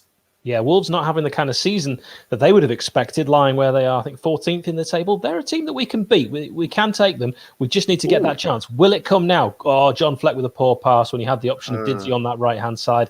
Thought he could have fed it through by going over the top. But the Blades will get it back with an errant pass from Wolves. It's like a racket sport, just back and forth. Here is the man who no one knows where he's playing, Ben Osborne. Yeah, I know. He's all over the place. It's a good ball. Oh, come on. That's got to be a foul. Rob Jones. He's gone straight over the top of Brewster. He's Doesn't gone like down Brewster. and the ball's gone away. He's not even won the ball. How is that not a foul? Clearly has got something against Rhian Brewster. I don't know what he said to him, but Rhian Brewster is fouled badly there, not as badly as the Ait Nori challenge, which was a blatant red card. I didn't see what they said on Sky Sports at halftime. I would imagine, seeing as one of the panel was a former Blade, they were probably apoplectic with rage, which is a good word. They've got to be apoplectic with rage. Got to be. Said. I definitely said that word. You said it right then. Apoplectic. Yeah, nailed it. Rui Patricio in his own goal mouth, where you often find goalkeepers, on 47-40. It's one in the air by Traore. Then gets the second bounce. Could have been a handball. With Rob Jones says it was a handball. I thought it was a handball, but he's just all peck and he's all bicep. He's going to lay that ball off. Chance to get across into the box. Will Wolves take that opportunity through Nelson Semedo, who they got after Doherty left the club to go to Spurs. Semedo, here he is on that right-hand side, gets that ball crossed in. Rams does well. I've got a lot of time for Aaron Ramsdale. He will possibly win Player of the Season. You heard it here first-ish. I bet people have said it before. You need to stop saying that. You need to stop saying it. And I can't believe how many people voted for him to say that he had a shocking first half of the season. Not happy with it. A player of the season, it's there in the title. Player of the season, not player of the half season. Well, he has played every game so far, all 32 Premier League games for Sheffield United. And he's going to have on his CV 2 seasons where he's conceded a lot of goals in 2 teams that were relegated. And sometimes you feel like that's going to be because of the defence in front of him. Here the Blades are going again. Oh, it's Boulders getting a chance. Come on, George. Lays that ball back to everywhere, man. It is Ben Osborne. Crossed in. Not a good cross. Weak and low. Really? Here's Ender Stevens. So in the last game, we were talking about chicken-related footballers. Then we did a tier list of best or worst Chris Wilder signings, and I made a mistake in there where I meant to say attack, and I said attack by mistake. And here the Blades are on the attack, and it's that man, Ben Osborne, who lays the ball back for a cross into the box. Can Ender Stevens whip it straight back in, or is he going to take a little bit too long? You've got to keep the pace up, Ender. Get that ball back in. We're on 49-32. He's got support, but not a great deal of it from Keane Bryan. Back to that man, John Fleck, who says, no, Ender, I've got it. With that left foot, it's a good cross. Did he? Can he win it? Get a shot away. Oh, Brewster, was he pulled back, or did he lean back Fat Joe style? It's crossed in low. Here's a chance, and it's cleared. That was a decent ball, though, from Ender Stevens. This is good attack from the Blades. They are looking dangerous, even though they are missing McBurney at the moment, who is injured. But on the bench, we do have Lys Moose Egg. We do. You're looking for Lys Moose Egg now, aren't you? I've got Lys Moose Egg. He just happened. It was like that. Don Clutchison. That is brilliant. We are vehicling footballers today that have played for Sheffield United, and Don Clutchison is brilliant. You've got the clutch gene. Wolves on the attack now. Bobby, Patak duties are yours again. All right, good man. What a great ball for Didsey. Can he keep it in though? And he has done. We're on the Patak again. We're on the Patak. Didsey, a chance to. Am I too loud? By the way, I've had a few people tell me I'm too loud. If I sound all right to you, I'll just carry on. Here he is. You're always too loud. Thank you. Ollie, no, yeah, you just remove me and do it on your own if you could.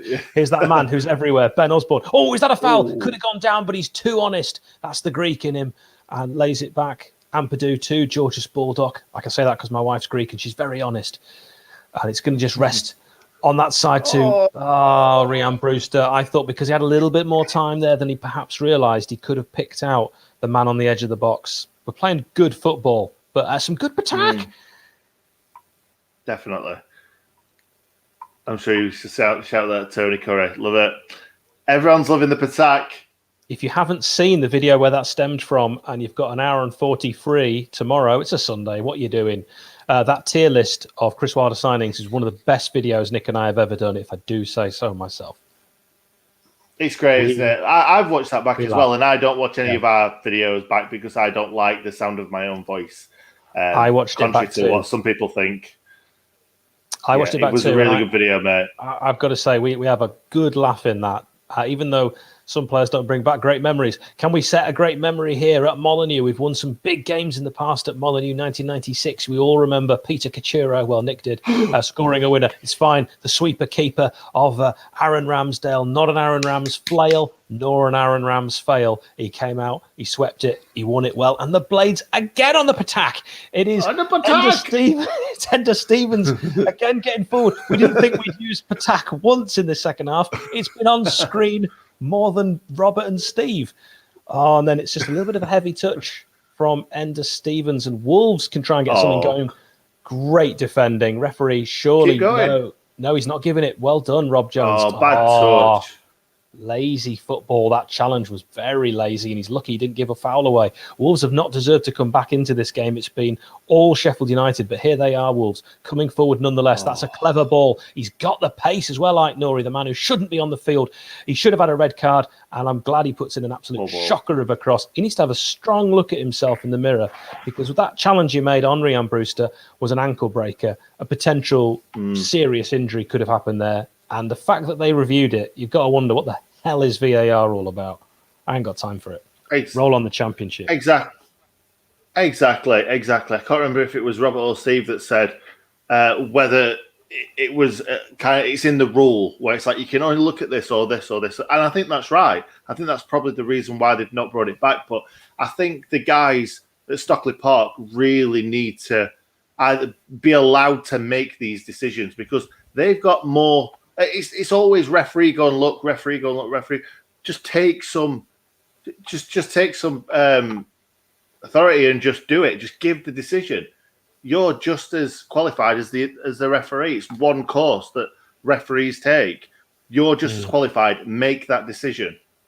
Spot on. I'd love to see more common sense come into the game from referees on the field. I'd like them to take back more control. But if they are going to review things, I watch a lot of other sports. They just get it right. In cricket. Oh, we know you like American sports. God, I've literally just mentioned cricket, the most British sport on earth. It is. They just get it right with their reviews. They don't take as long, and they get it spot on. I don't know why, and rugby as well. I don't know why that can't happen.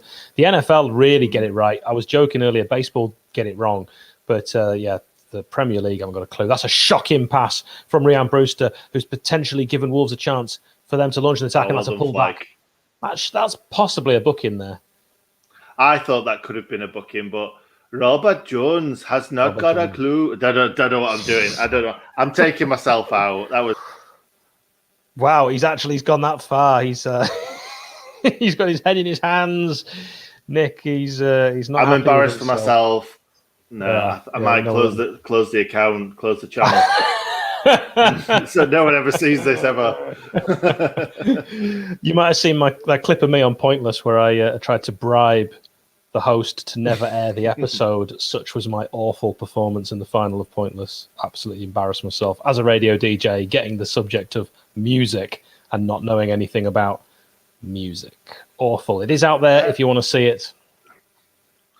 It is spectacularly terrible, that final. Was it George Ezra? Yeah, I don't know anything about popular music. Paolo Nutini, I think, maybe George Ezra. I still don't know. And you know what? If I went back on it now, I would still get nothing right. What do you know? One correct answer from it? Oh, interesting, Nick. I don't know. I mentioned to you what constitutes foul and abusive language for you to get a booking. Just seen on Facebook, Hippo says that Brewster got the yellow for swearing at the ref. And you, I always say this, Nick, you spot stuff before anyone else. You said he swore. You lip read him say a naughty, bad word, a bad, naughty word. And Rob Jones, he doesn't take any of that. He says, no, Rhian, you come over here, my boy.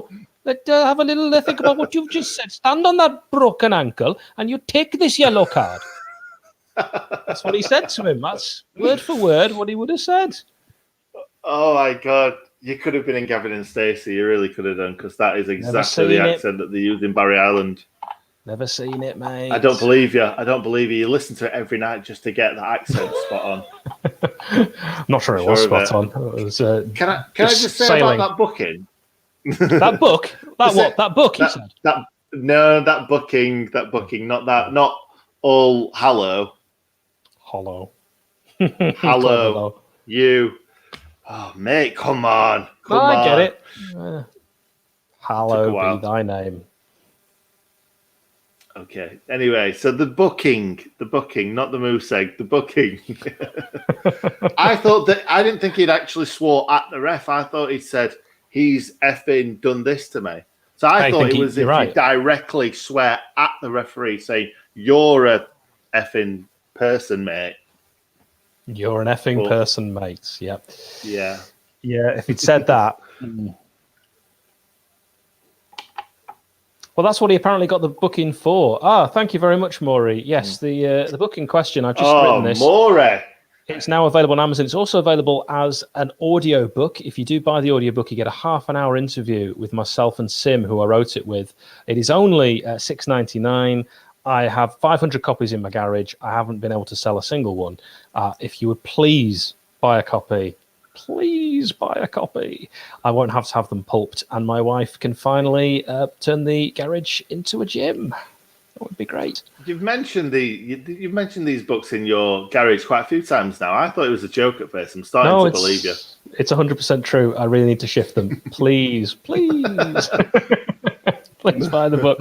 It cost me so much money. I'm in quite a bit of debt, and if I sell them all, I'll only break even. Please. Self-published. I'm begging you. Oh, yeah. Okay, I'll let you publicize the book as much. Oh, it's a good ball over the top. Is Rhian Brewster going to have the pace with that bad ankle? Oh, it's a good ball. It's Andy Stevens. Oh, it's saved. Chance for Osborne. He's everywhere. Oh, bad touch from Ender. That should have been 1-0. Oh, we were on the Patak big time. I thought that were in. What a great attack. We've deserved it. Don't you dare score, Wolves. Not now.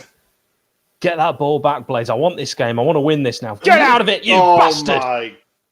You bastard.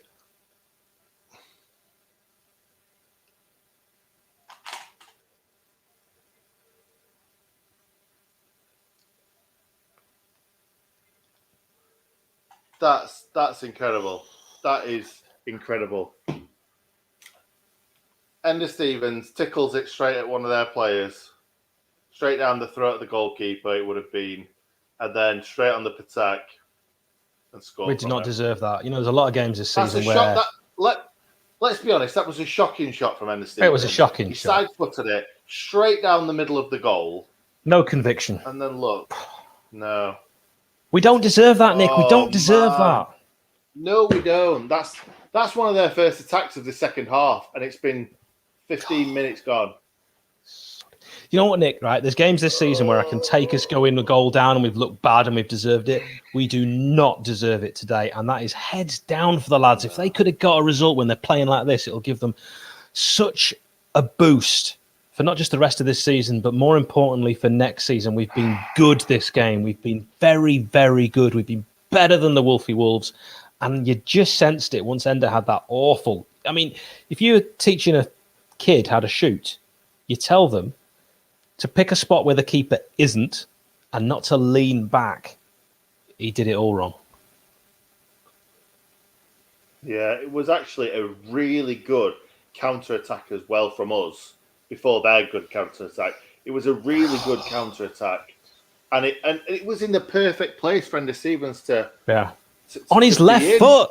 On his stronger foot. His left foot. Blades, lads, I know you can't hear me, but you played really well. Keep it up, because you're making us proud again. You're making us proud again to be Blades, and we haven't felt that. We're on the attack again. Oh, it's a shocking cross. But we're on the attack again. I don't think this is going to faze them now. Look at them. They're back on it. Don't lose heart.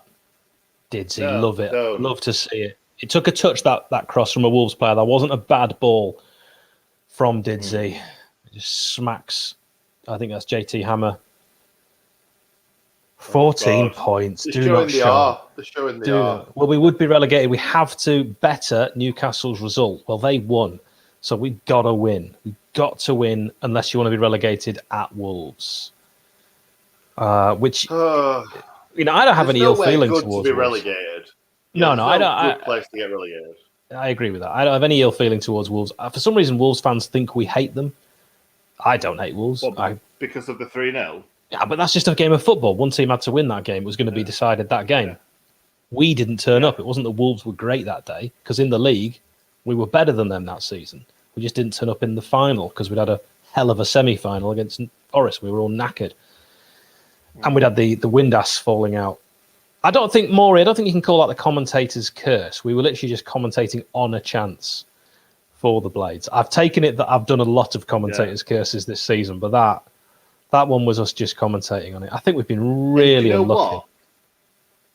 I can't believe they're only showing it as 1-0 because I've seen the ball go in our net about 3 or 4 times and another one here. Oh, wait, no, it's just an instant replay, isn't it? Too soon, mate. Here's Traore, crosses that ball, no one at the far post, chested down, nice and comfortable. Just keep it calm, Blades. Keep it calm. Keep playing your football because I'm proud of this Sheffield United performance so far. And I know that you are. And yes, Steve, the book is free on Kindle Unlimited, but I don't get any money if you buy it that way. That's why I haven't mentioned it. But 5 stars will be gratefully received. Well done, He's not fouled his man. Defending that. He's not fouled his man there. It's just good defending, isn't it, from Saiss? He's kept his body in front of the ball and he's not let him get anywhere near it unless he fouled him, and he didn't, did he? Do you know what? That's a nice comment. I would never... My wife definitely wouldn't agree with that. But I'll take that. Yeah, your mum's not going to be happy with you. But yeah, Nick's the nicest man in the world. Nick, did you notice? Says a lot about the human race that when we conceded, the amount of viewers shot up. Yeah, it's not right, is it? It's so Wrong'uns. awful on TV. You're wrong. You know what I mean when I say that? Yeah, I don't. I haven't got a clue. I don't watch anyone else's YouTube channel except ours. And if he's in here, Johnny's. Yeah, Johnny, got to. By the way, I've had beer and breakfast theme tune in my head all day today. Great video that today. Yeah, Chance for it's Wolves, best ball beer over the and top. breakfast there's ever been. I actually thought I always watch them, but I thought it was really, really good at Sunshore and View. Nick hosted it today. Johnny got me with all the feels. I haven't cried since 2007, but I nearly felt an emotion today when he played the Greasy Chip Butty with a full packed Bramall Lane. The thought of doing that again, that's gonna get me. It's gonna get me. I know. Oh, clever play. Really well. We're on the break. Really good play. Attack!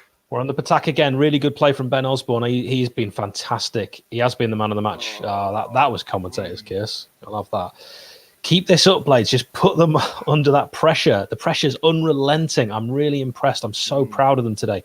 Here's John Fleck with his left foot. Finds Gorgeous George. Ampadu offering an option. He says no. I'll cross it in myself. Couldn't quite beat the defender. And you know what? Willy Bolly is not on his man. He's left Brewster free, but he couldn't pull it back there. Ben Osborne should have pulled that ball back to Rhian Brewster, who was totally unmarked, but it takes a little nick, and it'll be a corner. Yeah, really good. Really, really good there on the attack. What I think is that I would have loved to have seen Osborne and Fleck as a partnership for a very long time. The last 5-6 games at least. It's just the TV's going crazy. Yeah, mine did as well. That wasn't just you. All right, good. I would have loved to have seen them to form some sort of partnership. Yeah. Imagine. But it's too late now. Here's a chance for Baldock. He's going to chip it in like a looped cross. I don't like balls in like that. By the way, Alistair's absolutely right. We were so clinical last season. It's the exact opposite this season. Didn't create much last season, but we took our chances. Can we have one now on 65-40? Ball whipped in. I like those kind of balls whipped in. Just throw a bit of anarchy in. I don't like those kind of passes, though. They just give you too much to do. Far too much to do. Yeah, but I'm sorry, mate.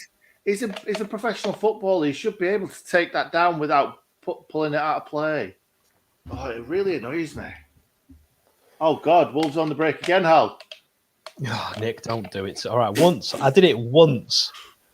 Yeah, but I've not had any loads of gaps. You don't make many gaffes, so when you do them, it's Thank funny. you. That's very kind. There's no gaffes in this book. Actually, there are some printing errors, which we noticed once it had been published. Once you've printed all the 500 copies for you guys. Yeah, I've had a go. There's a bit of a legal dispute with the what's it called? Someone who checks it. Peeps. With the book checker man. Yeah, what's the book checkers called? Proofreader. We paid for a proofreader, and they made a massive cock up. Anyway, that's again. Please buy the book. The Kindle version has been corrected, and the audiobook is spot on as well. But it's the paperbacks I need to shift. 66-55. Wolves, unfortunately, a goal up. It has not been fair. It's been against the run of play. We're on 67-03. If we are ahead, you can pause us. If your telly is ahead, pause that. I shouldn't need to tell you that. Rhian Brewster has done all right today. Should have elicited a red card from Nori, who jumped on his ankle. Referee gave Brewster a yellow for putting his ankle in the way of Nori's studs, or potentially for saying a bit of a potty word. Yeah, and there's been a lot of potty words on the stream today, haven't there, Hal? Yeah, there's been a few. And did you notice that Gorgeous George has changed his shirt? Oh, yeah, he had to, didn't he? Don't want that whatever happens. stench for the rest of the game. Well, he was finding himself in space, as has Ben Osborne. 67-45. Ball swung in. Any header on that except a Wolves one. It's a good touch. He's done well. And that's a poor pass, and the Blades will win it back with ho. Keane Bryan. Approaching 68 minutes. No changes yet for the Blades, but I sense one for the Wolfie Wolves. It looks like they might bring on their number 20, which is Fatinia. You're breaking my heart. Breaking my heart. You're shaking my confidence daily. I don't know songs. Just for you. Thank you. Ben Osborne, shifting, using that drop of the shoulder. Oh, you love to see it. He's dropped 3 shoulders there, that boy. It's 68-23. He runs his own football camp, and he knows what he's doing. Good ball in, cleared. Back to that man, Ben Osborne, my man of the match. Tries to get a shot away. He's reading comics if he thinks he's scoring from there. Excellent. Poor touch. Ampadu. We need Poor the ball touch. in the box. Yeah, Ampadu had the chance to whip it in. Didn't. Oh, it's a lovely turn. Stevens. Oh, it was Norwich-esque. It was Norwich-esque of last season where we saw our fullbacks get forward and score the goals that they haven't scored this season. It was a beautiful touch. Mesmeric, magnificent, magical. Over the bar. Both on his right foot as well. And it's a good save. No, it's a good save, that. What a touch that is, though. It's a great touch. He's got a great first touch. A great first touch. So his wife tells me. That was close, that. That was really close. Can we get some comments in the stream? What you think the final score is going to be? And we have a corner here for the Blades on 69-25. Give this a like. And if you haven't yet subscribed, please do. No one does watch-alongs better than us. Osborne swings it in on his left foot. It's not a bad ball. Dizzy will get a chance to get across and shot in. No, it's a bit of a mix of both. And the header away. Here's a chance again. The Blades on the attack. It is not ending. It's unrelenting. Ball crossed in. I haven't been this excited since last season. We've been 20th literally since day dot. And that will be a record, by the way, if we stay 20th all season. Ben Osborne flicks it on. You don't get those kind of facts anywhere else. That's a foul. Come on. On Rian. That needs a booking. That's definitely a booking. Rian Rooster. Here we go. It is a booking. 70 minutes 06. It is Wolves 1, Sheffield United 0. If you've never watched us before, let us know what you think of our stream and our channel. Thank you very much, Chris, who's just joined and saying hello over from Vancouver, the greatest place to live on earth, they say, Nick. Yeah, I've heard that many a time. They do say it. Yeah, it's got lakes, it's got hills, it's got mountains, it's got the cleanest air, apparently very nice people. All the predictions coming through. Right, let's keep this pressure on. Can't keep this pressure on. Free kick. Should score here. Should score. Yeah. It's pretty much a penalty. Yeah. I think this is going to go short to Stevens. Or maybe not. Oh, come on, man. That is excellent from Brewster, actually. But shocking ball. Brewster did as well as he could. What a waste. Horrific. Do you know what? Ender Stevens was stood, and I think he could have just rolled it to Ender Stevens to just have a shot. Is this the best we've played in 2021? Yeah, it's embarrassing to say that, really, isn't it? We've got nowhere near scoring a goal, really, and this is the best we've played all season. By the way, Ashley, I know I'm short, mate, but a bit harsh. Half. I love that. Like a halfling. I was just thinking that. I was thinking that. I was just thinking that. Because I read your mind. You do. Don't know anything about music. This is a watch along for those of you who've commented and said, when are you going to show the game? That's not how it works. We've asked for your vehicle related blades today, but to be honest, we've been so overcome with the quality of the offensive football, the constant attack from the Blades, that we haven't had as much chance to have a bit of a laugh. The Arsenal watch along was all nonsense. Today it's been much more back to business, as John Fleck on his left foot will try and find his man. I've been so impressed with the Blades today. Play like this all season. I wonder what the key difference is, Nick. Who's missing? Yeah, exactly. We've said that a few times, haven't we? Do you know what, though? Talking about Osborne, you've said that Osborne's been one of the best players. I think he's put 150% effort in today. I know you can't have that. Can't have more than 100. I think he's been poor in certain situations today. But you often make the point, I think you're right, that he gives everything, but he doesn't always have that quality. That's not his fault. No, it's not his fault. And you got to be honest and say he came in as a left wing back, really, didn't he? And that's been his position for most of his career. So, or a left back. So asking him to play offensive midfield is a bit harsh, really. Yeah, totally agree. But I think professional footballers can play anywhere. We got a lot of grief on Twitter for saying that Jayden Bogle could play right centre midfield. He easily could. Professional footballers should be able to play anywhere.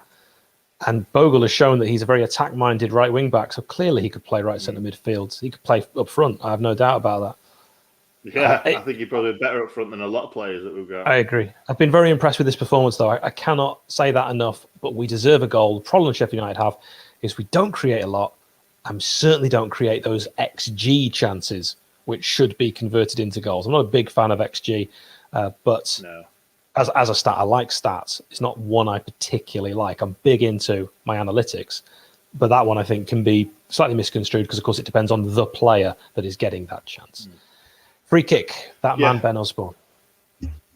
This is in a similar position to the Aston Villa ghost goal last season. Could you imagine Ollie Norwood right on the... It's not going to be the same, though, as Ollie Norwood. I don't think he's put a good ball in all season. When was the last time he scored from a free kick?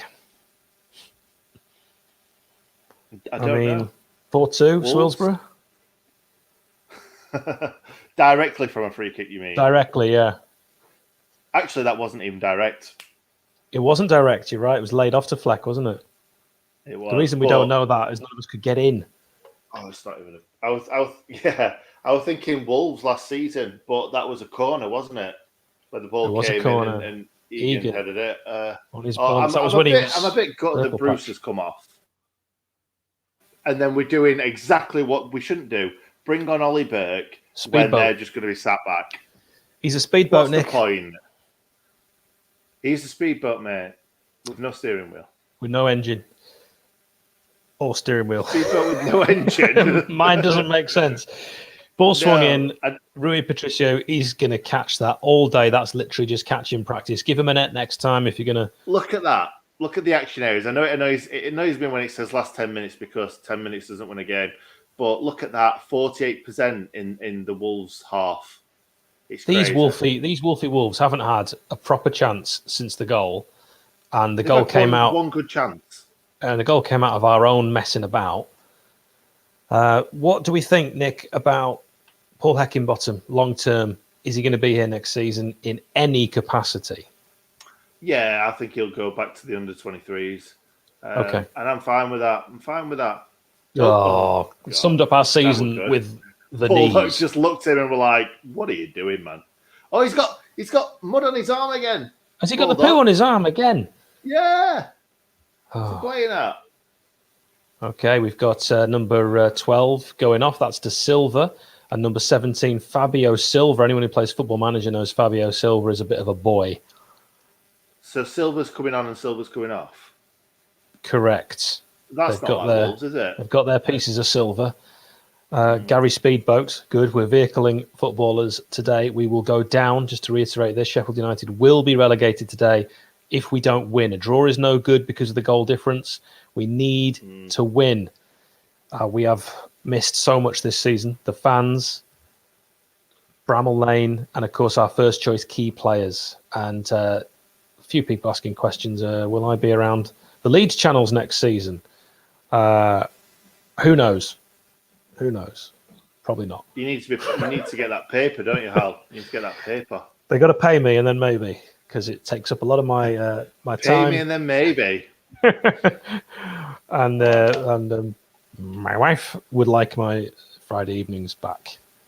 So we'll see. I can't believe you do that on a Friday evening. I know. I'm good. I'm good. Do it for this channel. Is it Willie and Jose? I'm pretty sure he also goes by the name of De Silva. I'm sure he does. You could just say that about anyone. He does. I've just looked it up. It's William Jose De Silva. Also, his birthday's 2 days before mine. Fun fact. You could say every Wolves player goes by the name of De Silva, probably. You could, but he Connor Cody from Wales. Like my brother Rob Jones, from Poppity Ping. Right, ball crossed in. Number 29 gets that ball in. Oh, it's Ender Stevens. I know who 29 is. It's Keane Bryan. I don't know why I said his number. It's going to fall. Oh, not fall comfortably though. That's a foul, is it? Rob Jones pointed the spot, but it's the only way we're going to score that or an own goal. Let's be honest, and it wasn't a foul. I don't know, mate. I still think we've got a chance. I think we've got a good chance. Come on, Blades. We've got this. We want to score from open play. 78-26. Oh, it's not a bad cross. Rui Patricio, very rare for him. That's a free. Sorry, I've got to throw in. I know the rules. No, it's a free. He's given the free kick. That wasn't a free kick, Rob. Connor Cody De Silva. They're showing us Berkey. We want to see. Whether Ender Stevens got jumped on the back of. Nothing. If that had been us, they'd have been talking about it for about 7 or 8 minutes. I don't know who Nigel Owens is. It's not. Who's Nigel Owens, Nick? Nigel Owens is the dad. Oh, I do know who Steve Owens. Who I do know who it wasn't even him. Nigel Owens, MBE. I've interviewed him for work. He's, I've interviewed too many people. I forget. He's a Welsh ref. But that's a good ball. Come on. It's Museg. Cross the ball in. Get a shot away. Oh, hit it. Oh my God. God damn it. Offside. Oh, someone's offside. Oh my God. That were a strike anyway. We know who hit that. But the keeper saved. Oh man, who was offside? Museg. Oh, Lees was offside. When did Museg come on? All that time. Did I mention Museg there? Did I mention it when he came on? Oh, what is that? Ollie Berg shot. That was just as bad as Museg's against Arsenal. He can't shoot. If he could shoot, he'd be Il Phenomenon. He wouldn't be playing for us if he could shoot. He'd be Ollie McChicken. Ba-ba-da-da-da. Phenomenon. Well, Bobby's having fun, and that's the main thing. Big shouts to Bobby in the background. Who was it that said, Lise Museg, if you're in the chat, please make yourself known to the group. If you're in the chat, make yourself known. Are the Blades going to get an equaliser? Yes or no? Yes and no, possibly. I've done a bit of a quickly Kevin Willie score moment there too, haven't I? So Barry Davis, remember that? David Batty, penalty, Argentina. You know him better than anyone, Kevin. Will he score? Yes. Oh, and he hasn't. I didn't know that was a thing. That's quite a well-known bit of commentary, that, Nick. No, it's just the commentary. I know the penalty, but I just don't know the commentary. Hal, I hope you have been advertising your book. Paul, you will be pleased to know. Have they given the free kick for that? Seriously? And he's booking him. Hal, put your book away. Sorry. We're looking at a booking. Rob Jones has had, for me, he's had a poor game today. What? I don't get what just happened there. 4th booking of the season for Ender Stevens, who's had probably his best game of the season, would you say, Nick? Possibly, yeah. I can't remember a better one. Well, he hasn't had any. He's played badly all season. This has been a good performance from Ender Stevens, and a lot of the lads today. I've been really pleased. Let's get Bogle on. That means no Lundstrom.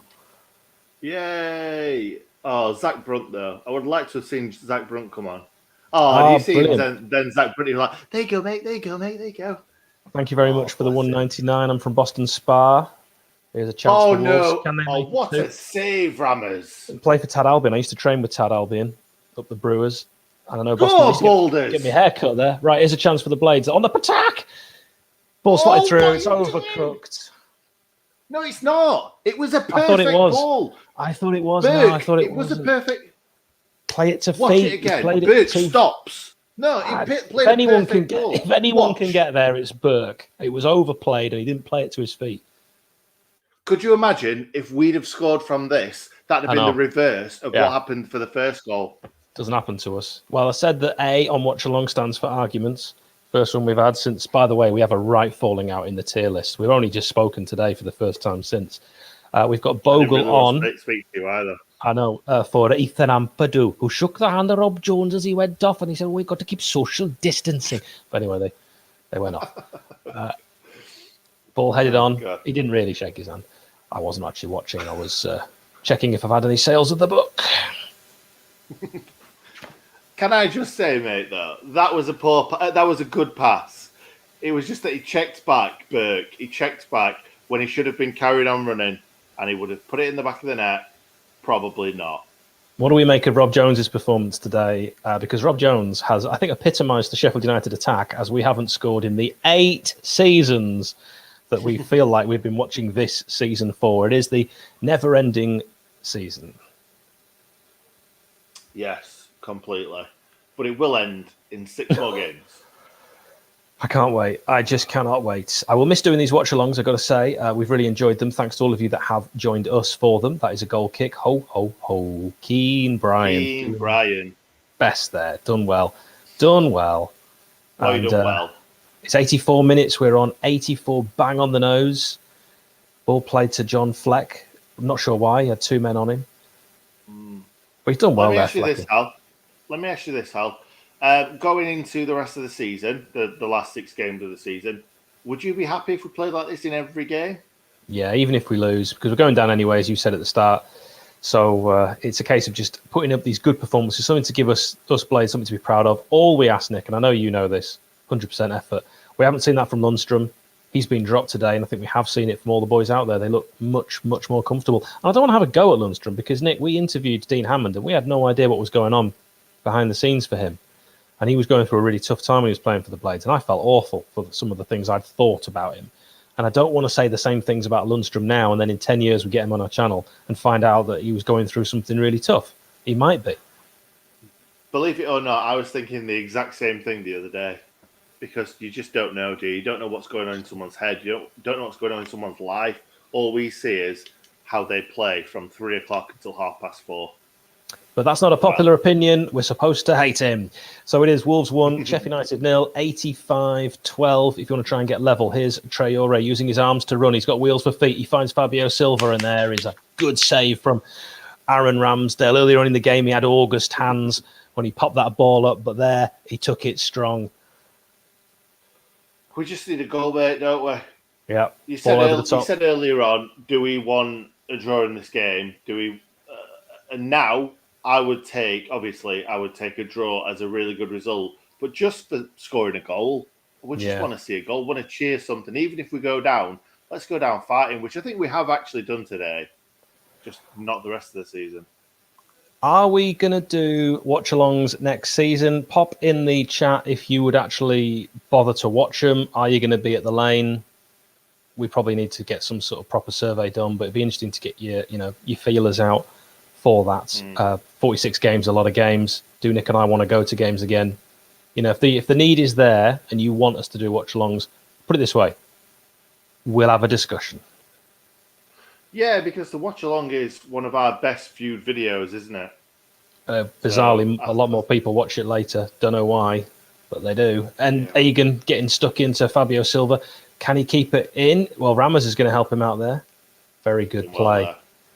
86 minutes, 35. Go on, Blades. Let's get 2 goals, 2 late goals. When we beat Wolves in 96, the game I asked in the quiz question, where Peter Kachura got his first goal, we scored 2 very late goals, and we managed to win that game by 2-1. I could see it happening again, and I predicted Lees is going to score. I'm sticking with it. Lees Museg, let's make it happen.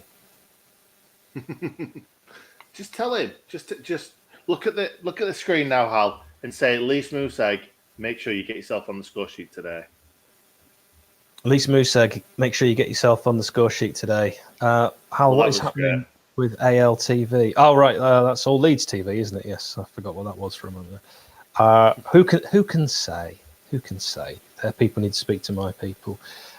So yeah, not sure about the watch-alongs. We will think about it. It's a big commitment. It's a tall order, and it takes up all of our time.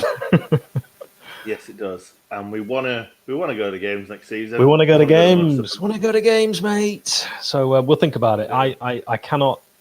The thought of not going to any games with my dad and my mother next season would be too much. That's surely a free kick. Sure. Gorgeous George. Oh, he's given a throw in the other way. Lino's not having any of it. Not having any of it. George. Oh, for God's sake, man. For God's sake. It's going to be this one's going to be a heartbreaker for me, Nick. You know what? A lot of the games have been all right. Like the Arsenal game, I was fine with losing because we played so poorly. This one's going to hurt. Yeah. This one's going to sting. Yeah. How many times have we seen this goal? I know, they should be 9-0 up by now. Match recap. Ben Osborne. That's an interesting decision. Do you see that then? Can I just say, we saw for a second then Ben Osborne fall to his knees. Oh, wait. 89th minute. Here's Adama Traore on that right foot. That's a shocking shot. Reading comics. Shot. Ben Osborne falling to his knees when we conceded then. Lundstram does not give a jot. You could see from his body language. So do you know what? I'm happy with that. It's good for me. I'm happy with that. Robert's saying him and Steve can do the watch-alongs when we're at the lane, Nick. Boom. And we can go and press. We can go and press the flesh. Meet the people. The people give the people what they want, Nick. The people want Nick and Hal. They want to meet us. They want to greet us. They want to, grease the palms. They want to see us. They want to, hey, you, Bookman. Bookman. I just want to see David McGoldrick keep the ball in play. I just want to see David McGoldrick keep the ball in play. It's going to be a relegation today, and it's going to be a hard-fought game where they've played well. And to not even score, but Ben Osborne, wow, what a performance. What a magnificent performance. I'm doing the ratings for Fans React because everyone else takes too long to send their videos in. Not always their fault, but we need to, it's late, and Nick's got to make them. Yeah. Can I just say, Charlie Everett? Everett? I thought that were an L then. It's an I. We've spoken about this, haven't we, Hal? We've spoken about getting people doing fan cams, and we have some people in place, but we're not 100% sure whether the fans want it. And stop saying yep. It was amusing. You're going to say yep again then. We don't know whether the fans want it, and we may give it a trial run, and we might get. Oh, that's Rob Jones. You got to give a free kick there, boyo. He's not going to, and Wolves will bring it away. Aaron Ramsdale has now failed to keep a clean sheet in any of his last 26 away starts in the Premier League, the joint longest such run for a keeper in the competition's history. By the way, if you're wondering who he shares that record with, it's Russell Holt between 2003 and 2005 of possibly, 2003 and 2005. Wouldn't that have been with West Bromwich Albion, mate? Oh, it could be. I just remember him playing for Derby, so I shouted Derby really loudly. I think next season we appoint a new manager, for those wondering. I don't think we stick with these. I don't think JT Hammer sticks around. I don't think he's brought much to the party, except his probably just going on about, West Ham, look at Lingard. He hasn't got... Ramos played really well today. He's had one August hands moment. The rest of the time he's been really confident. Yeah, but he didn't do anything wrong with it. He didn't... parried it up in the air, and we both thought it was going to go in. But yeah, apart from that, it went forward though. It didn't go backwards like we thought it did. Absolutely, but we thought it did. Yeah, so it was a heart in the mouth moment. Ender's done well. Not for Rammers. Rammers knows what he's doing there. Rammers knew. Like, push it up. I'll just grab that. That was really easily. Joel says he's a Wolves fan. Unlucky. I respect that. We've got no beef with the Wolfie Wolves. I've just seen something that I didn't want to look at. You can bugger off, mate. Never mind. We'll move on. 90... So we've got 2 minutes left. 92 minutes. What I was about to say, get something, Blades. Something being a win. We don't want to draw. Didzy, good challenge.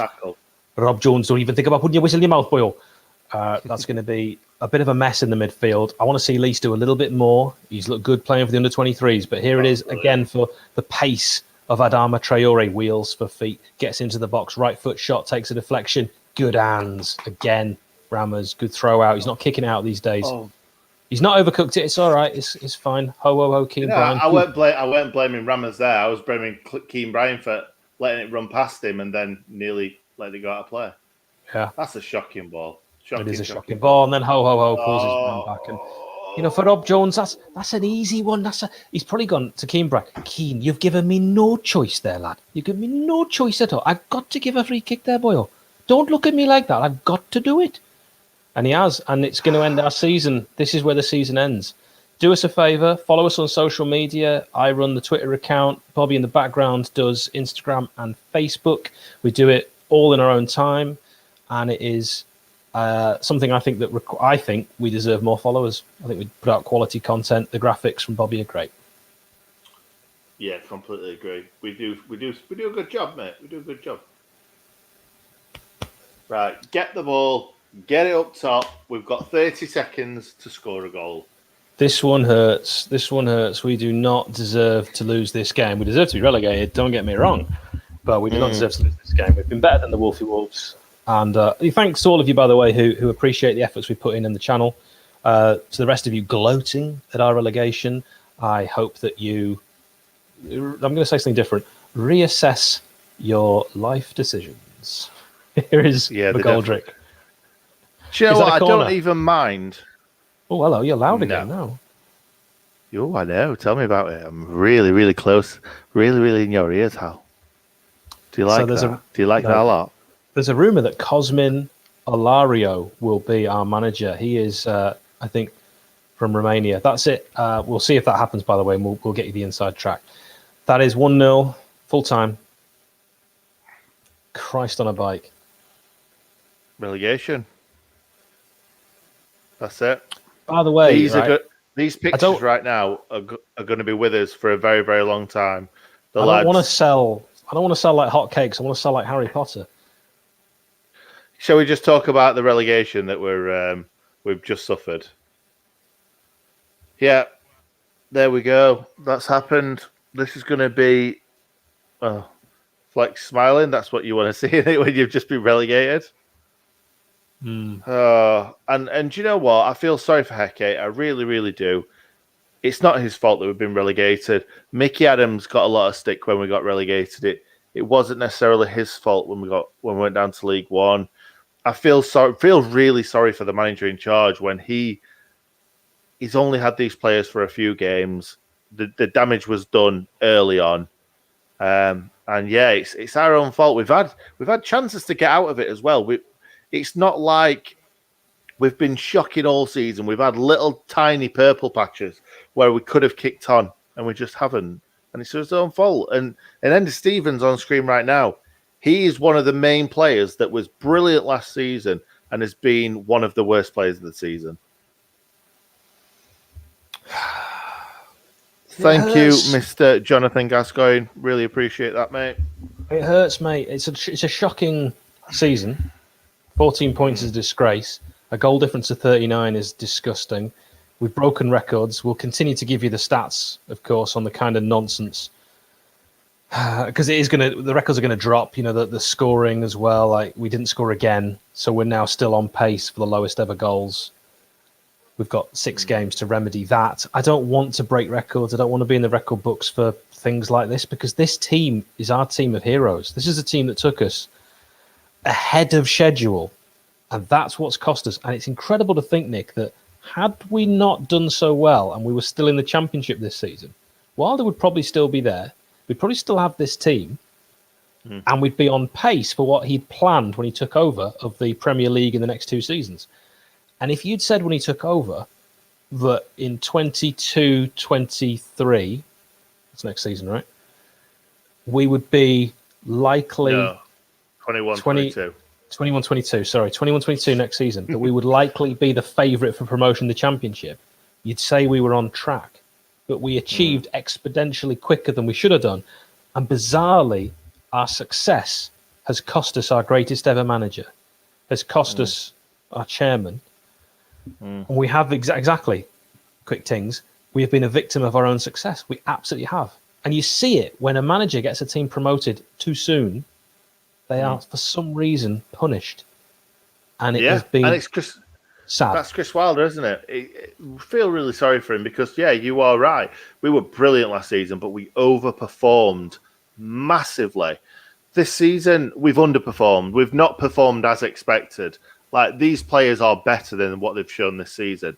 Even the likes of Baldock, the likes of Egan, they've had okay seasons. They haven't had good seasons. I think Baldock's underachieved massively going forward. I think that Egan could have been a lot better. But at the same time, when the defence is completely rocked by one of your best players being out for the season after one game, I think it was only the Wolves game they played, the first game of the season. Yeah, he went out after. It was just before the Leeds game. We heard about the news, didn't we? So you're thinking that he played a Villa? couple of away games after that, maybe? No. He didn't play after that. I'm It not was just sure. before the Leeds game. So that was what, fourth game, Leeds game? Oh, do you think? I thought it was just after the first. But anyway, really, really early on in the season. And then coupling that with a few weeks later, Sander Berge getting injured, a freak injury. And he is our marquee signing before Brewster. I think Brewster, similar sort of valuations or similar sort of money. Yeah. Thank you, Jack. Really appreciate that. Top man, Jack. What you've got to say is Sander Berge is our marquee signing, and he's been injured. And really, Lundstrom probably wouldn't have been. He'd have been on the bench all season. He might not have even made the bench if Sander Berge would have played there all season. So it's really sad. I think sad, a lot of bad things have happened to us this season. A lot of unlucky things have happened. But at the same time, the players have really got to look at themselves and think, we could have done better. And looking at that today, there's not been many players that's in this side that haven't played most of the season. And look at them. If we'd have played like that for most of the season, we wouldn't be bottom of the league. I'm not sure we would be out of the bottom three, but we certainly wouldn't be bottom of the league with Played well, but 14 points. Still can't score. And Nick, it's another game where we've changed the team again. We have not kept a consistent 11 from one game to another, and that is never the sign of a good team. Remember when Leicester won the Premier League? They didn't have the best team, but they kept that 4-4-2, and they kept the same 11 pretty much every game. Even the neutral could name that Leicester 11. Yeah, I think you bang on. I could probably name it right now, and that just shows kind of that sort of that team, how that Leicester team. I really resonated with it because I felt like that Leicester team was like the Sheffield United team, because last season, the season before, we've always kept that nucleus. And do you know what? I could probably name every single player from the last probably 4 seasons in every position who've played the most. And that just shows, I couldn't do it this season. No chance. I would get at least 3 or 4 wrong, because they've been in and out, haven't they, all season? Like Chris Basham as well. Basham's brilliant defensively. He's great going forward. Maybe we're not playing the overlapping centre-backs that we have been all season, because didn't see Ampadu getting forward too much tonight. Didn't see, I'm trying to think, Kean Bryan get forward too much again. So I don't know what heck he's doing, whether he's telling them to get forward or not. But saying that, Chris Wilder all season, it's not really, like, for the first half of the season, we're playing all down the right, and that's where we're getting found out. And then it felt like last few games of Chris Wilder's reign that we weren't getting forward at all from the defence. So really, it was either Lundstrom and Fleck create something, or we don't really cause the opposition defence any problems. It's true. It's really sad, mate. It's really sad because I'm good. We've gone from being every team's second team, like Leicester were last season, us, I mean, to being the embarrassment of the league. And yeah, don't get me wrong, we're not the Derby. No one's going to remember this team in 10 years' time, but they'll remember the Derby team because they've got the lowest points. And yeah, I know we've broken a record today being the first team to be relegated. No one's going to remember that. No one will remember this team in 10 years' time. But at the same time, we'll remember that this was the worst side, not the worst side, the worst performing season we've ever had. Yeah, I want to shout out to Tails, saying good luck for next year, guys. Hope you bounce back up the blades. Good lad is Tails. Does a cracking YouTube channel. Please give him a follow. He's great. I've got to say that it really does actually, Nick. I'm a little bit sad now. I'm pretty sadder than I thought I'd be because of the performance. It's actually more annoying that we put in a really good shift and we battled hard and we played well. If like we played like we did against Arsenal and we got relegated today, for some reason that would have been easier to take. This one's a little more painful and it stings a bit, and yet we've known for so long that this is coming. Maybe it's because it's on the day that Norwich have also been promoted. It's just a little bit more difficult. I don't know why, and I'm probably going to wake up tomorrow and I'll reflect on the season a bit more. But right now, I feel like this was a huge missed opportunity this season to establish ourselves in the Premier League. And I do wonder, and here's a question for you, Nick. if the fans are still in the stadium, no matter the results, do you think Chris Wilder still resigns? No. I think you're right. No chance. No chance. That was a loaded question, that, because and I think a lot of Sheffield United fans know that wouldn't have happened because Chris Wilder, it was an easy time for him to walk. And really, let's be honest, he said he would never walk out of the back door. And if I'm being completely honest, I felt like he has walked out of the back door because he could have saw this season out and he could have wore that like a badge of honor and been like, I didn't walk away. I stuck with him through thick and thin. And he kind of has. And I love Chris Wilder to bits. I would never say a bad word about him because I love the guy. But at the same time, you've got to be honest. And you've got to look at it and say, he did walk away when we kind of needed him the most. And it's sad. It's really sad because Tin hat time, mate. Tin hat times. I think you're right, but that's a bit of. You put that on Twitter, you could expect. I would never do that. I would never do that. Neither would I. I put it on if I got your username and password, but that's the only time. Yeah, even though you're spot on.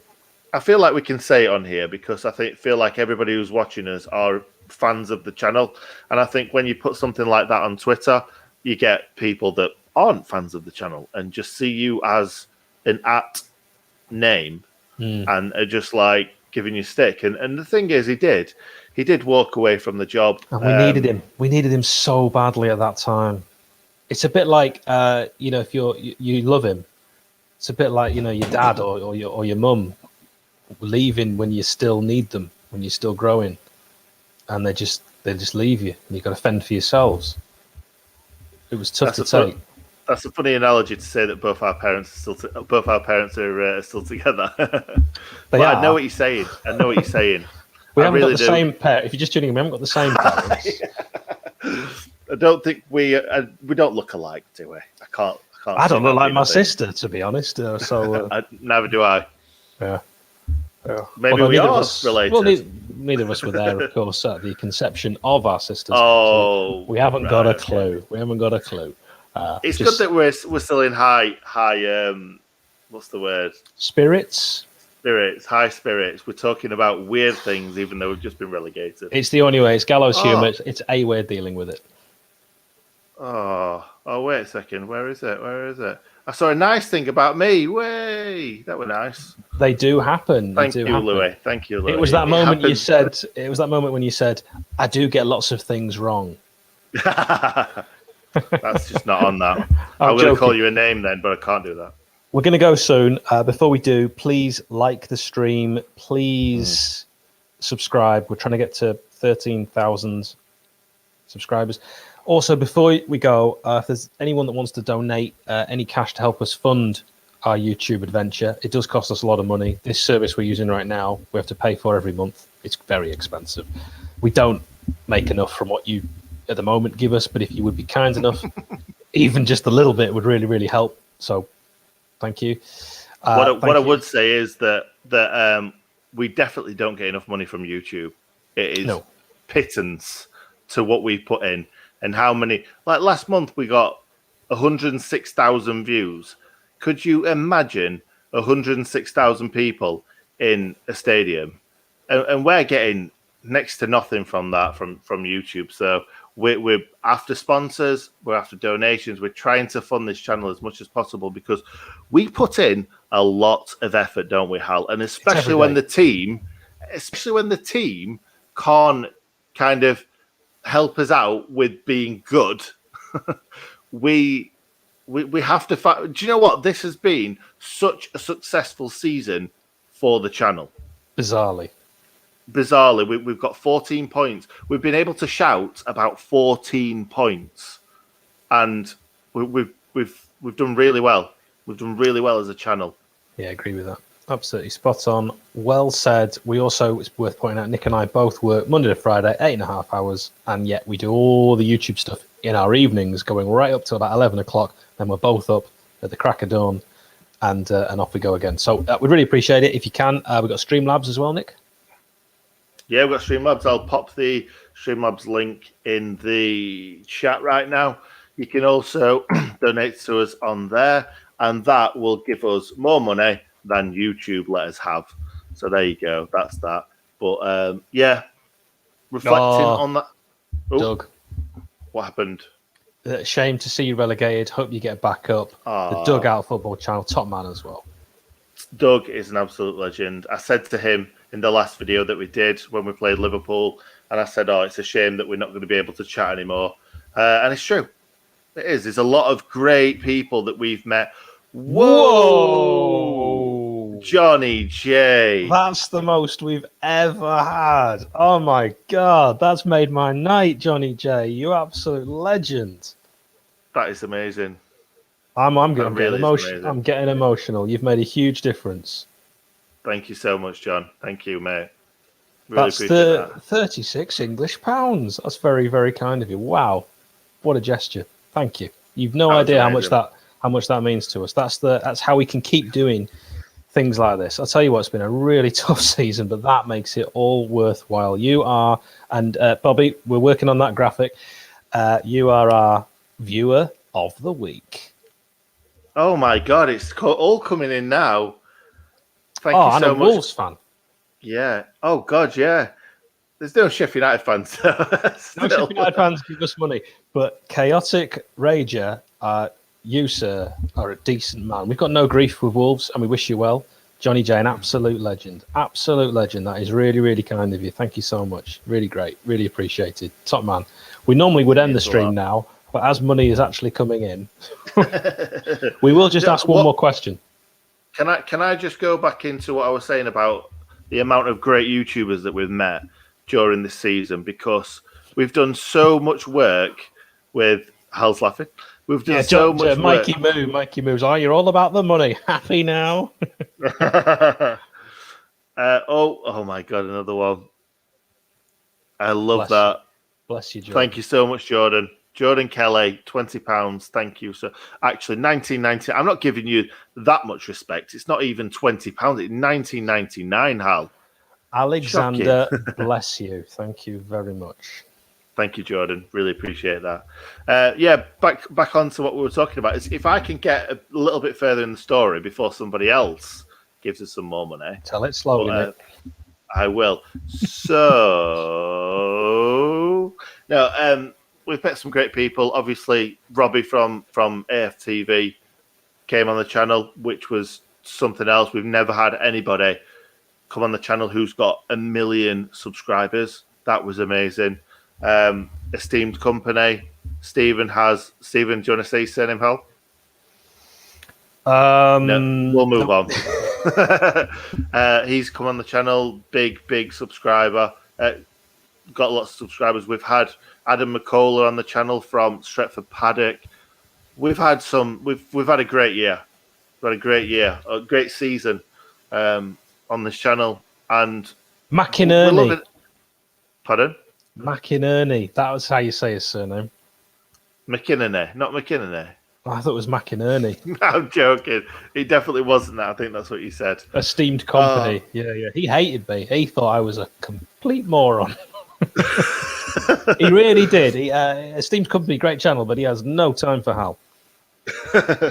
No, he doesn't. Oh, another one. Ian Coatsy.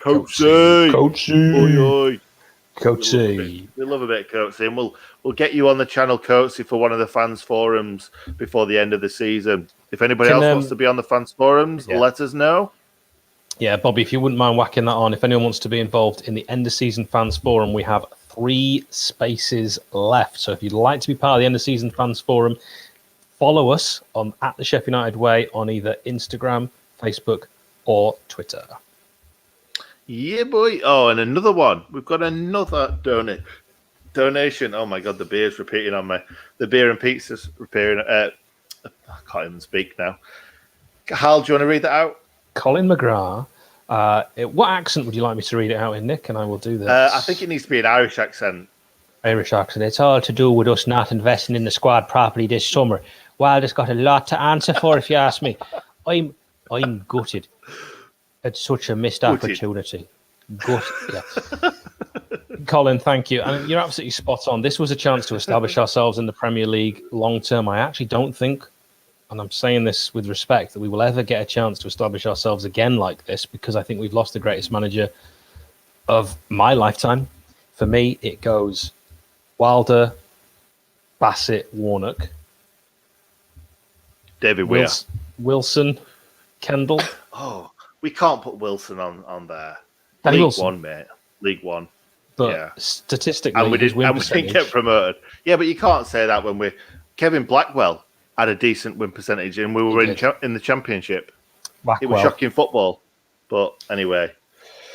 Yeah, thank you guys for all that. Look at all the money at the top. That is amazing. Oh my God, we've got some more. I don't know what SEK is, but thank you. Joachim Jakobsen. SEK? Swedish. All right, Hal. Swedish currency. What does it mean? What does SEK mean? It's the krona. It's the Swedish krona. So the Swedish krona. What's E stand for? That's a lot of money. Oh God! Another one. Thank you, Steve York. Steve. Really appreciate that. We would have usually finished half. Steve. We need to come up with little nicknames for everyone, like Afterlife. You know, like Ricky Gervais, and they're in the pub. Yeah. I can't say any of them on here. No, I don't think we should do that. Steve the Legend. That's much safer. But we normally finished half an hour ago. But because you keep Dwight York. Yeah, because you keep supporting the channel. Yeah. Dwight York's Backstreet Dentist. Steve York. Chin up, lads. This time next year will be Premier League again. Whinging about VAR and stupid TV pundits. I think they'll have sorted VAR. I think it'll take a season, but by the time the Blades are back, I think they'll sort it. VAR is a great idea, and we saw it implemented properly in the World Cup in Russia. It is the humans that are doing it wrong. Now, I watched that Newcastle West Ham game, and I need 3 seconds to see something again and go offside, penalty, and I get it right every single time, like you all do at home. Nick, you do as well. If you look at an offside and you can't instantly tell whether it's offside, it's not offside. Simple as that. You don't need little lines and drawing dots and is his shoulder over. Just do it properly. Just have a quick look. Nah, he's onside.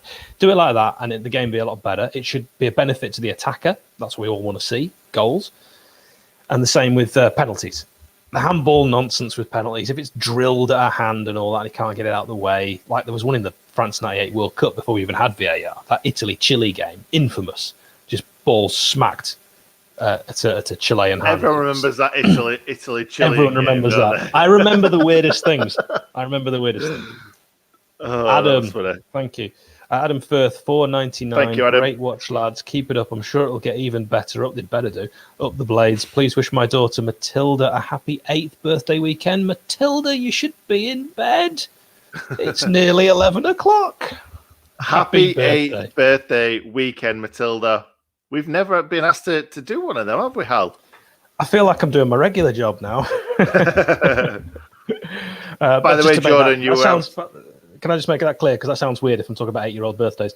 I'm a radio presenter. But I do lots of birthday shout-outs. I want to make that really clear. Ruben, man alive. You're a Manaharan. Manaharan does sound like a film starring Mel Gibson. Manaharan. £5.